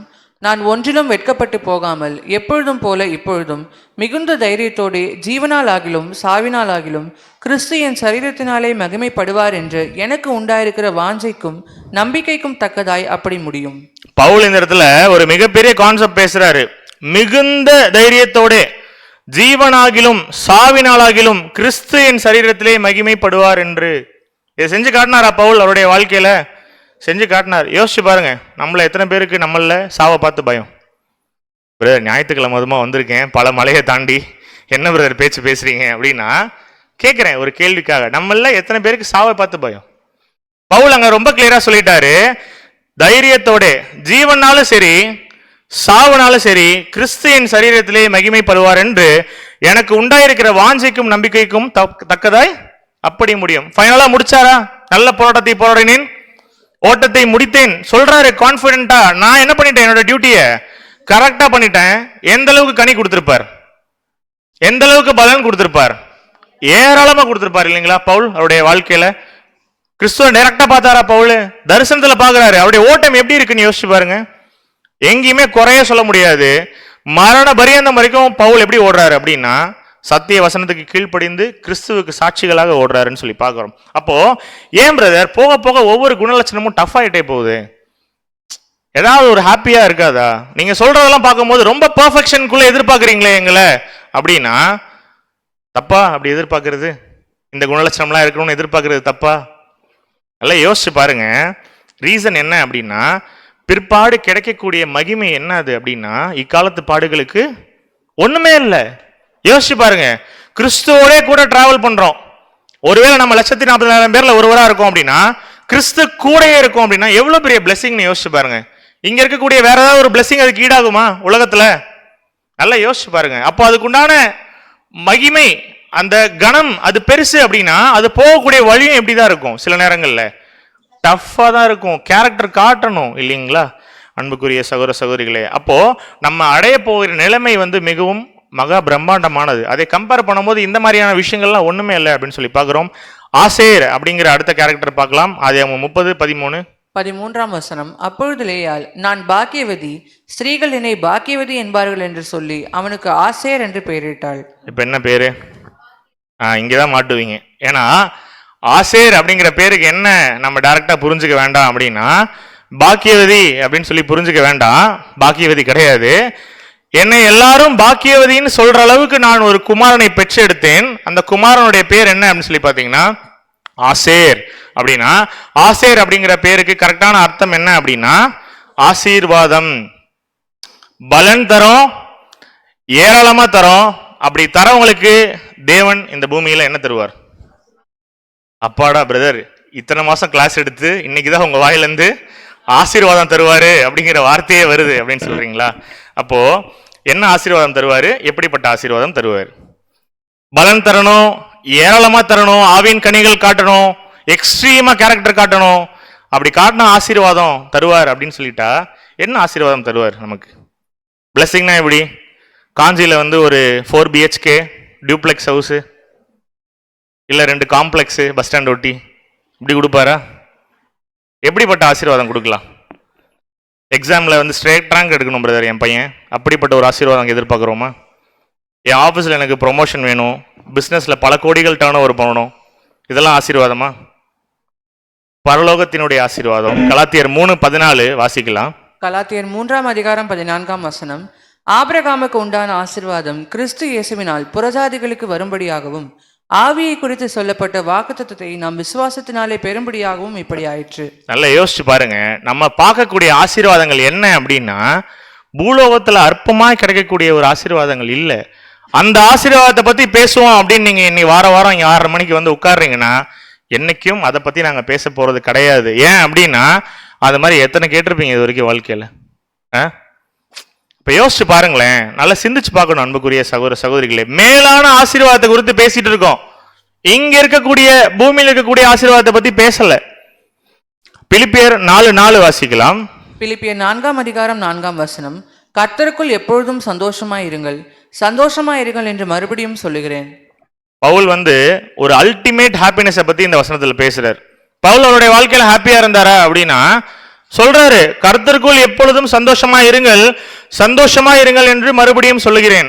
நமக்கு ஹாப்பினஸ்னா என்ன பிரதர்? மலைக்கு ஒரு 2 நாள் விட்டாலே எனக்கு ஒரு ஹாப்பி வரும் பிரதர், சந்தோஷம் வரும். கிறிஸ்மஸுக்கு எக்ஸ்ட்ரா 2 நாள் லீவ் கிடைச்சா என்ன வரும்? எனக்கு மனசு சந்தோஷப்படும். இந்த மாதிரி ஹாப்பினஸ் நம்ம ஹாப்பினஸ் என்ன நினைப்போம்? சில நேரம் ஒரு நல்ல ஹெல்த், ஒரு நல்ல வேலை, நல்ல சேலரி, ஒரு நல்ல ஃபேமிலி, எந்த கஷ்டமே இருக்கக்கூடாது அப்படின்னா நம்ம மைண்ட் எப்படி இருக்கும்? ரொம்ப ஹாப்பியா இருக்கும் இல்லைங்களா? பவுல் வந்து சத்தியத்துக்காக என்ன பண்ணியிருக்காரு அப்படின்னா சம அடி வாங்கியிருக்கார். அவருடைய ஓட்டத்தை ஓடி முடிக்கும் பொழுது எவ்வளோ ஹாப்பினஸ்ல இருந்திருப்பார் அப்படின்னா இந்த வசனம் எழுதும் போது பவுல் எங்க இருக்காருங்க? ஜெயிலில் இருக்கார். நம்ம ஒருவேளை காஞ்சி ஸ்டேஷன்ல நம்மளை உட்கார வச்சிருக்காங்க, செய்யாத தப்புக்கு செஞ்சதா சொல்லி உட்கார வச்சிருக்காங்க, இல்ல மழையும் மீறி நீங்க மீட்டிங் வந்தீங்கன்னு சொல்லி ஜீப்ல ஏத்திட்டு போயிட்டாங்க. இதே மாதிரி வசனம் எழுதுவீங்களா? கர்த்தருக்குள் எப்பொழுதும் சந்தோஷமா இருங்கள், திரும்பியும் சொல்றேன் சந்தோஷமா இருங்கள் என்று மறுபடியும் சொல்லுகிறேன். பவுல் பேருக்கு எழுதியிருப்பார் அந்த வசனத்தை அப்படின்னா மனசுல இருந்து எழுதியிருப்பார். என்னதான் ஜெயில உட்கார்ந்தாலும் மென்டாலிட்டி பாருங்க எப்படி இருக்குன்னு பவுலுக்கு. அப்போ டிவைன் பிளெஸிங், உண்மையான சத்தியத்தை நம்ம வாங்கிக்கிறோம்னு வச்சுக்கோங்களேன், கையில இன்னைக்கு தேதியில 10 பைசா இல்லைனா கூட மனசு அவ்வளவு நிறைவா இருக்கும். நீங்க யோசிச்சு பாருங்க, வெறும் லட்சங்கள்ல கோடிகள்ல இந்த மாதிரியான காசை கையில வச்சிருக்கிறதுனால ஆசீர்வாதம் வரல. அதை தேடி நம்ம ஓடக்கூடிய பிள்ளைகள் இல்ல. ரொம்ப ஞானமா நம்ம யோசிக்கணும்.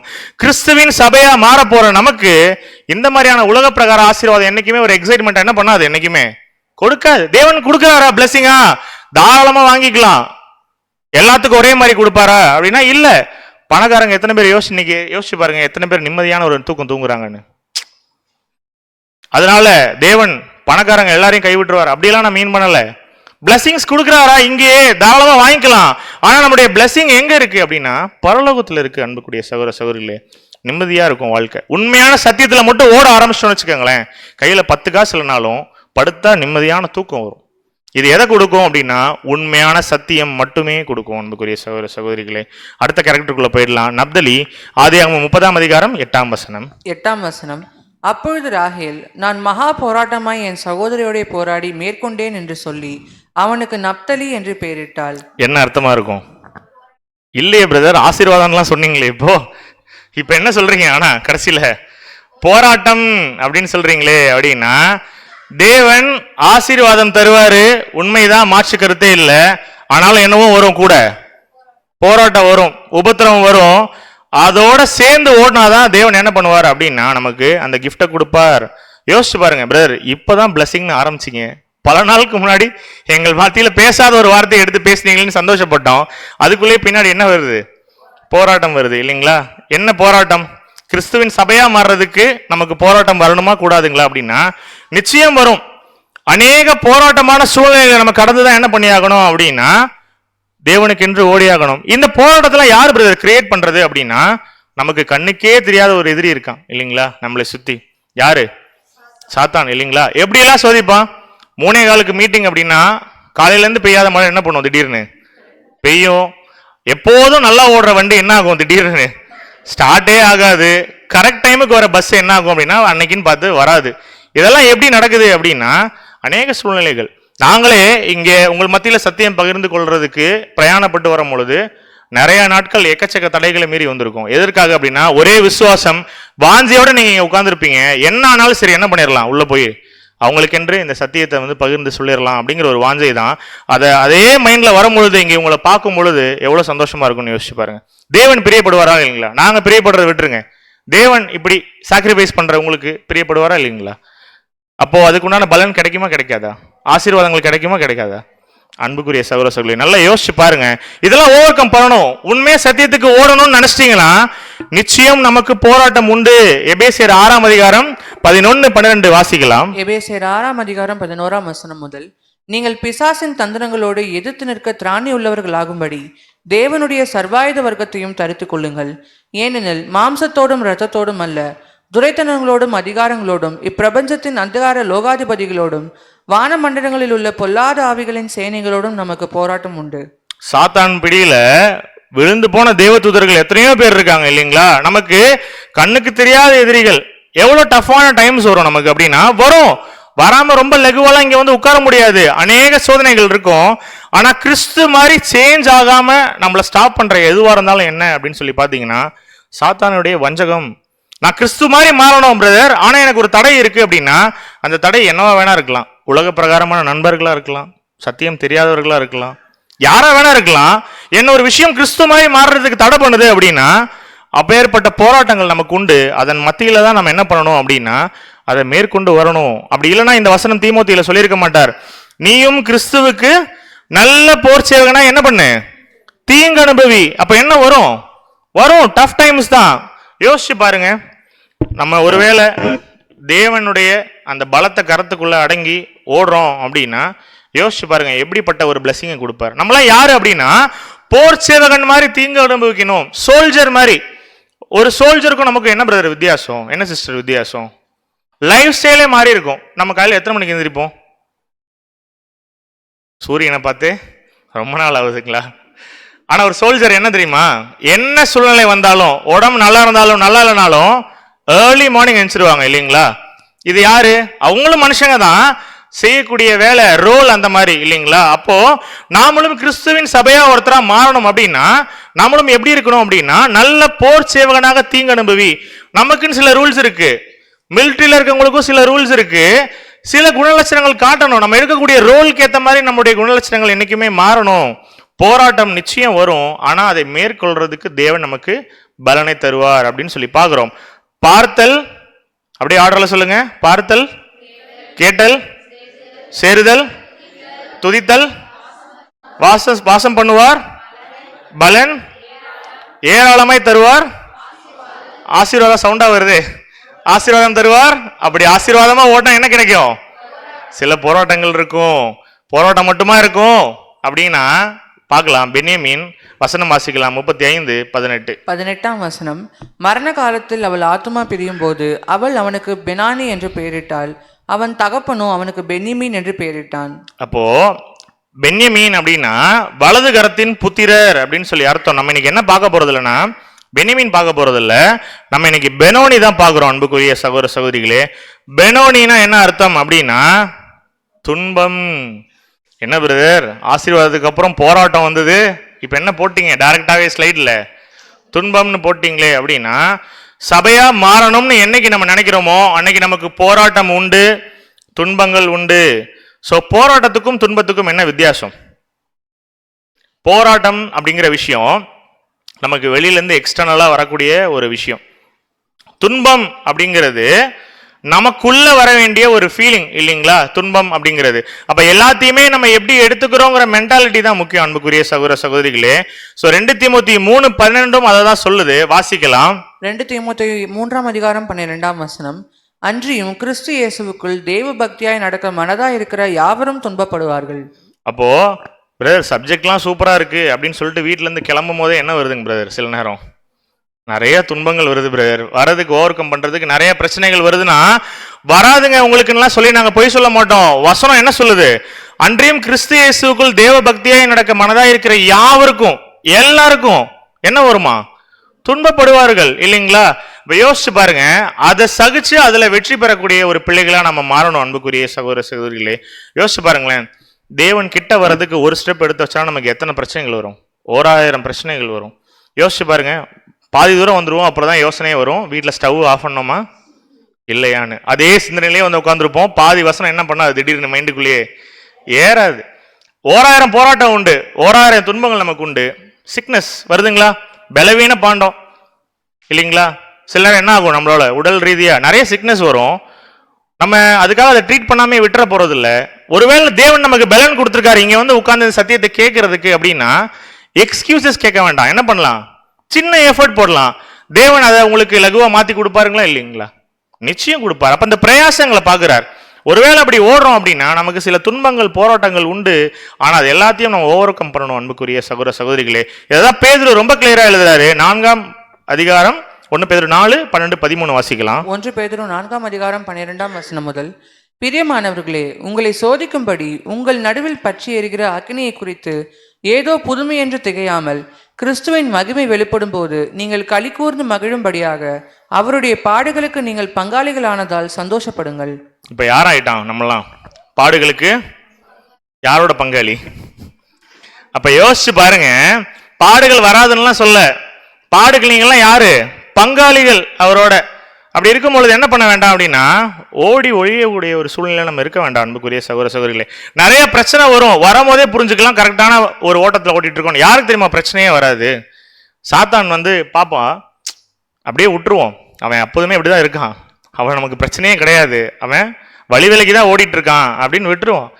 என்னைக்கு உண்மையிலுமே நம்ம தேவனுக்கென்று ஏற்ற பிள்ளைகளை ஓடணும்னு நினைக்கிறோமோ அப்பதான் அவன் பார்வையே நம்ம மீது திரும்பும் இல்லைங்களா? ஏன் ஏதோ ஒரு விஷயம் வித்தியாசமா பண்றான் பாரு அப்படின்னு. சோதனை வரும், துன்பம் வரும். ஆனா என்ன புரிஞ்சுக்கலாம், பேதுரு என்ன சொல்றாரு அப்படின்னா ஏதோ புதுமை என்று திகையாமல் கிறிஸ்துவின் மகிமை வெளிப்படும் போது நீங்கள் களி கூர்ந்து மகிழும்படியாக, களி கூர்ந்து நம்ம என்ன பண்ண போறோம்? மகிழும்படியாக அவருடைய பாடுகளுக்கு நீங்கள் பங்காளிகளானதால் சந்தோஷப்படுங்கள். யோசிச்சு பாருங்க, கிறிஸ்து மாதிரி உபத்திரம் நமக்கு வந்திருக்கா? 1ஆம் வருகையில் அவருக்கு ஏற்பட்ட பாடுகள் சிலுவை பாடுகள் போல. பவுல் எவ்வளவு சவுக்கடி வாங்கியிருப்பார், எத்தனை கப்பர் சேத்துல இருந்திருப்பார், நிர்வாணத்துல, குளிர்ல, பசியில. அவர் மாதிரியா நீ காஞ்சியில நம்ம ஓட்டம் ஓடிட்டு சபையாவா மாறணும்னு முயற்சி பண்ணிட்டு இருக்கோம்? சவுக்கடி வாங்குறோமா இன்னைக்கு நம்ம சத்தியத்துக்காக வர்றதுக்காக? இல்ல. ஆனா அழைப்பு அதே மாதிரி நம்மளும் மகிமை உள்ள ஒரு விஷயம். யோசிச்சு பாருங்க, கிறிஸ்துவோட கூட டிராவல் பண்ணக்கூடிய ஒரு மகிமை நமக்கு கிடைக்குது அப்படின்னா பவுல் மாதிரியான ஒரு ஓட்டம் நமக்கு இல்லை, ஆனாலும் நமக்கு அந்த வாய்ப்பு இருக்கு. அப்படிங்கும் பொழுது தைரியமாக ஓடலாம் அன்புக்குரிய சகோதர சகோதரிகளே. தேவன் என்ன பண்ண மாட்டார், காஞ்சிபுரம் மக்களை என்னைக்குமே கைவிட மாட்டார் இல்லைங்களா? எப்போ அப்படின்னா வசனத்துக்கு நாம என்னைக்கு 100% கீழ்படுகிறோமோ அன்னைக்கு. வாசிக்கலாம் அடுத்த ஒரு கேரக்டர், யோசேப்பு. ஆதியாகமம் 30:24. 24ஆம் வசனம். இன்னும் ஒரு குமாரனை கர்த்தர் எனக்கு தருவார் என்றும் சொல்லி அவனுக்கு யோசேப்பு என்று பெயரிட்டார். ஸோ என்னவா இருக்கும்?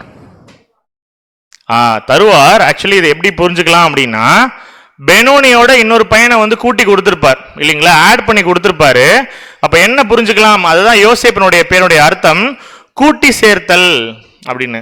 ஒருவேளை நாம பலன் கொடுக்கிற ஒரு ஆளா இருக்கோம் அப்படின்னா, அநேக போராட்டங்களுக்கு மத்தியில துன்பங்களை சகிச்சு நம்முடைய ஒரு வாழ்க்கையை வாழ்றோம் அப்படின்னா, அவர்கள் மூலமாக தேவன் ஒட்டுமொத்த ஜனத்தையும் கூட்டி சேர்க்கக்கூடிய அந்த ஒரு திட்டத்தை செயல்படுத்த போகிறார் அப்படின்னு சொல்லி பாக்குறோம். சோ நிறைய பேருக்கு உலகத்துல இந்த சத்தியம் போயிருக்கா? இல்ல. அநேகம் பேருக்கு போகல. அநேகம் பேர் எதுல இல்லை அப்படின்னா, கிறிஸ்டியனா கூட இல்லை இல்லைங்களா, வேற மதத்தினரா இருக்காங்க. அப்ப அவங்க எல்லாம் என்ன பண்ணிடுவாங்க? நரகத்துக்கு போயிடுவாங்களா? நரகம்னு ஒரு பாடம் பார்த்தோம் இல்லைங்களா, என்ன பார்த்தோம்? அவங்களுக்கு எல்லாம் என்ன இல்லை, நம்ம மைண்ட்ல வச்சுட்டு இருக்க மாதிரியான ஒரு நரகம் இல்ல. அப்ப யோசிச்சு பாருங்க, அவங்களுக்குலாம் யாருங்க சத்தியம் சொல்றது? அப்போ நம்ம வந்து கம்ஃபர்டபுளா கேட்கிறோம், நமக்கு வெளிப்படுத்திட்டார் நிறைய விஷயங்களை தேவன். அப்ப அவங்களுக்குலாம் என்ன நியாய தீர்ப்பு? அப்ப அவங்களாம் எப்படி இது சத்தியத்தை புரிஞ்சுக்க போறாங்க அப்படின்னா, அவங்களுக்குலாம் ஒரு தேவன் ஒரு திட்டம் வச்சிருக்காரு அப்படின்னு சொல்லி பாக்குறோம். அப்ப அவர்களும் ராஜ்யத்துல கூட்டி சேர்க்கக்கூடிய அந்த ஒரு வேலையை யாரு தான் செய்ய போறா அப்படின்னா, கிறிஸ்துவின் சபையாகிய இந்த 1,44,000 பேர் செய்ய போறாங்க. எபேசியர் 1:9 மற்றும் 10 வசனங்கள். எபேசியர் 1:9 முதல், காலங்கள் நிறைவேறும் போது விளங்கும் நியமனத்தின்படி பரலோகத்தில் இருக்கிறவைகளும் பூலோகத்தில் இருக்கிறவைகளும் ஆகிய சகலமும் பரலோகத்திலையும் பூலோகத்திலையும் இருக்கக்கூடிய எல்லாத்தையும் கூட்டி சேர்க்கணும். யோசேப்பு கூட்டி சேர்த்தல். நாளைக்கு ராஜ்யத்துல என்ன நடக்க போகுது, நம்ம என்ன செய்ய போகிறோம் அப்படிங்கிற ஒரு விஷயத்தை யோசிச்சு பாத்தீங்க அப்படின்னா, இந்த வசனம் சொல்லுது ஒரு மத்தியஸ்தர் வேலை. யோசித்து பாருங்க, கிறிஸ்து எப்படி இருக்காரு? நமக்கு மத்தியஸ்தரா இருக்காரு. அந்த ரோலை யார் செய்ய போறாவா நாளைக்கு ராஜ்யத்துல? இந்த 1,44,000 பேர் பண்ண போறாங்க. என்ன மாதிரியான ஒரு ரோல்? எத்தனை பேருக்கு சத்தியம் போகாம இருக்கு இன்னைக்கு? கிறிஸ்துவ யாருன்னே தெரியாம இருக்காங்களா? ஏத்துக்கிறாங்களா? நிறைய பேர் இன்னைக்கு ஏத்துக்கல, வேற மதத்தினரா இருக்காங்க. அவங்கெல்லாம் அப்படியே தேவன் கைவிட்டுருவாரா அப்படின்னா, அவருடைய ராஜ்யத்துல அவங்களுக்கும் ஒரு திட்டம் வச்சிருக்காரு. அந்த ராஜ்யத்துல அவங்களுக்கு சத்தியம் சொல்லித்தர போறது ரோல் யாருடையது அப்படின்னா, இந்த 1,44,000 பேருடையது. யோசிச்சு பாருங்களேன், கிறிஸ்து மரிச்சிட்டாரு, ஆனாலும் காஞ்சிபுரத்துல அநேக சகோதர சகோதரிகள் வசனத்துக்கு கீழ்ப்படிஞ்சு சபையா ஒருவேளை மாறிட்டாங்கன்னு வச்சுக்கோங்களேன். என்ன ரோல் கொடுக்குறாரா நமக்கு சபையான பிற்பாடு? மத்தியஸ்தர் வேலை. கிறிஸ்துவே செய்த ரோல் இல்லைங்களா? சத்தியம் சொல்றோம், நம்முடைய வாழ்க்கையை நாளைக்கு ஒரு படமா போட்டு காட்டி, இப்பேற்பட்ட சூழ்நிலைக்கு மத்தியில இவங்க வந்து நெத்தியில முத்திரை போடப்பட்டவர்கள், இவர்கள் தான் அந்த 1,44,000 பேரு. அவங்க சொல்லுவாங்கப்பா நான் யாருன்னு சொல்லிட்டு சொல்லும் பொழுது, நம்ம ஒருவேளை போய் அந்த மத்தியஸ்தர் வேலையை பார்த்துட்டு இங்கிருந்து வந்தவங்கள நம்ம அவங்களுக்கு தேவனுடைய திட்டம்னா என்ன அப்படிங்கிறத சொல்லி கொடுக்கக்கூடிய வேலை ஒரு சாதாரண வேலைங்களா? ஒரு சாதாரண மகிமையா? யோசிச்சு பாருங்க. மறுவாழ்வு தர ரோல் மற்றவங்களுக்கு எல்லாம் இல்லைங்களா? அந்த ரோலை யார்கிட்ட கொடுக்குறாரா? அந்த மத்தியஸ்தர் வேலையை நம்ம கிட்ட கொடுக்குறாரா இல்லைங்களா? அப்ப யோசிச்சு பாருங்க, என்ன மாதிரியான ஒரு அழைப்புக்குள்ள நம்ம வந்திருக்கோம் அப்படிங்கிறத. நீங்கள் ஆவலுடன் எதிர்பார்த்து கொண்டு வந்திருக்கும் அந்த கடைசி பேரு மனாசே. ஸோ இப்போ கரெக்டாக சொல்றீங்களான்னு பார்ப்போம். ஆதியாகமம் 41:51. ஆதியாகமம் 41:51.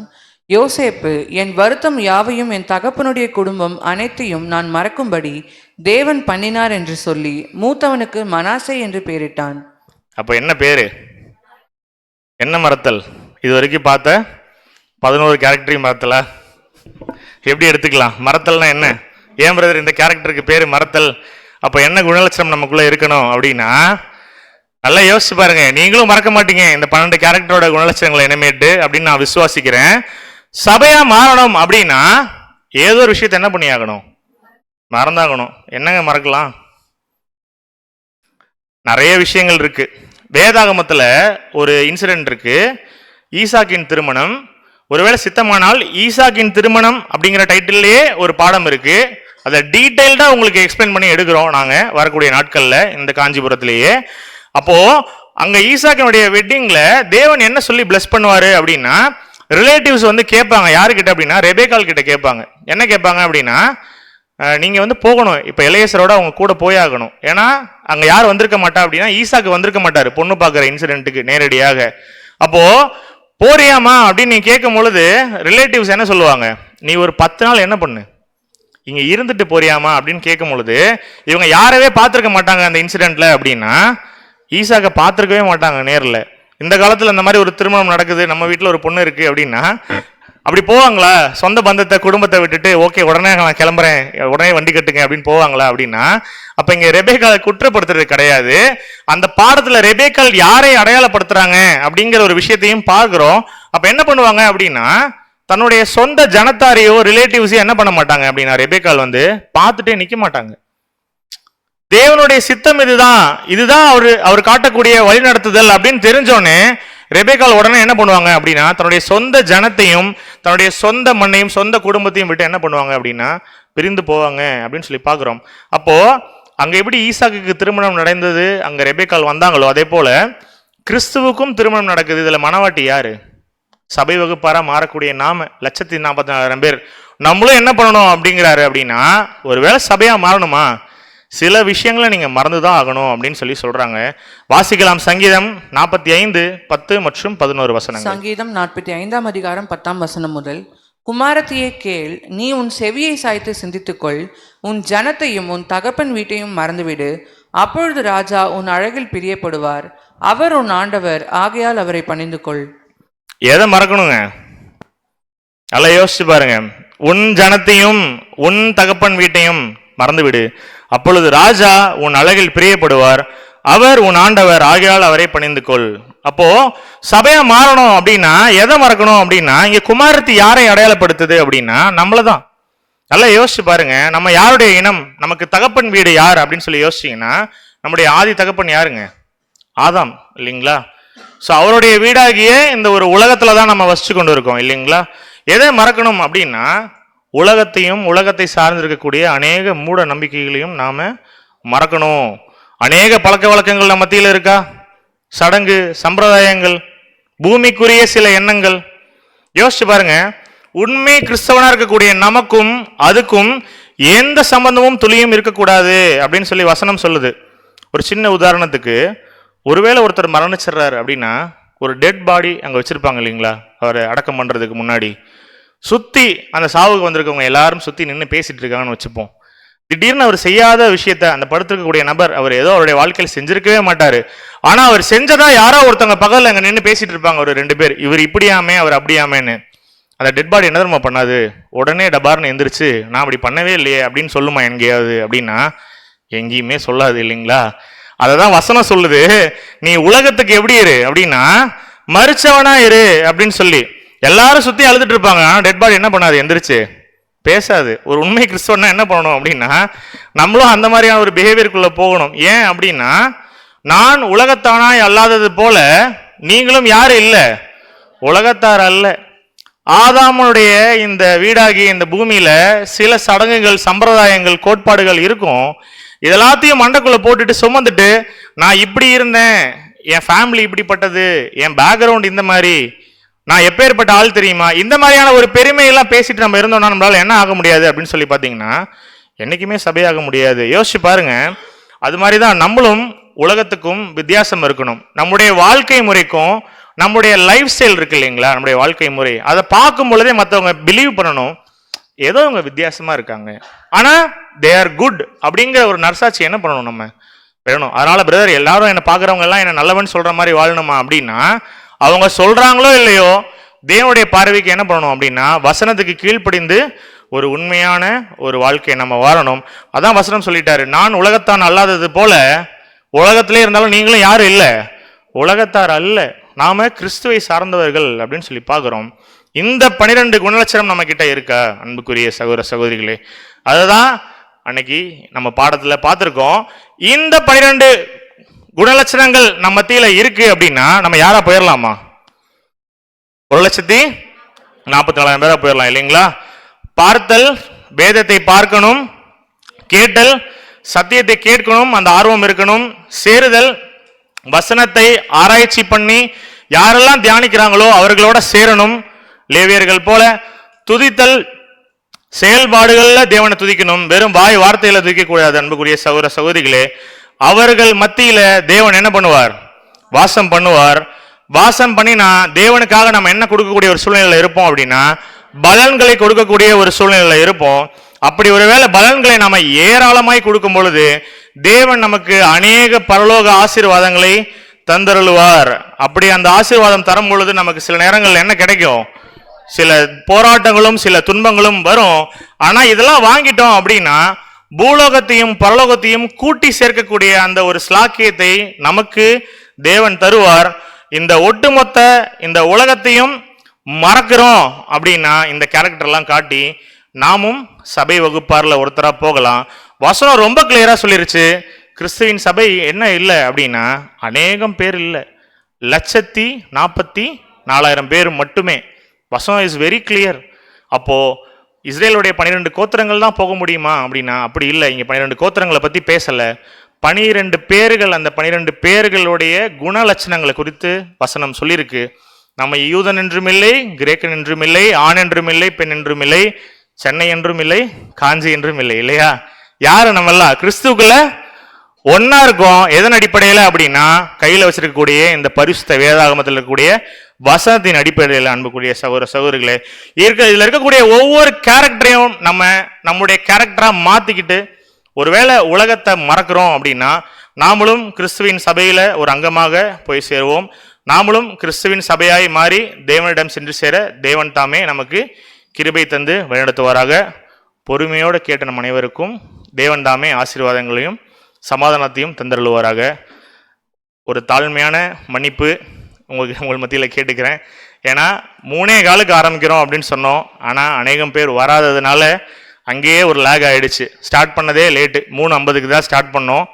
சீக்கிரம் முடிக்கணும் அப்படின்னு சொல்லும் பொழுது கூட இதை ரொம்ப ரஷ் பண்ணி எடுத்தால் புரியுமா நமக்கு அப்படின்னா நாங்களும் விசுவாசித்தோம். நீங்கள் டைம் பார்த்துட்டு யாரும் கலந்து போக மாட்டீங்க. ஸோ வசனத்தை கேட்கக்கூடிய வாஞ்சி உள்ள பிள்ளைகள் அப்படிங்கிறத நாங்கள் மொதல் கிளாஸ்லேருந்தே விசுவாசிக்கிறோம்.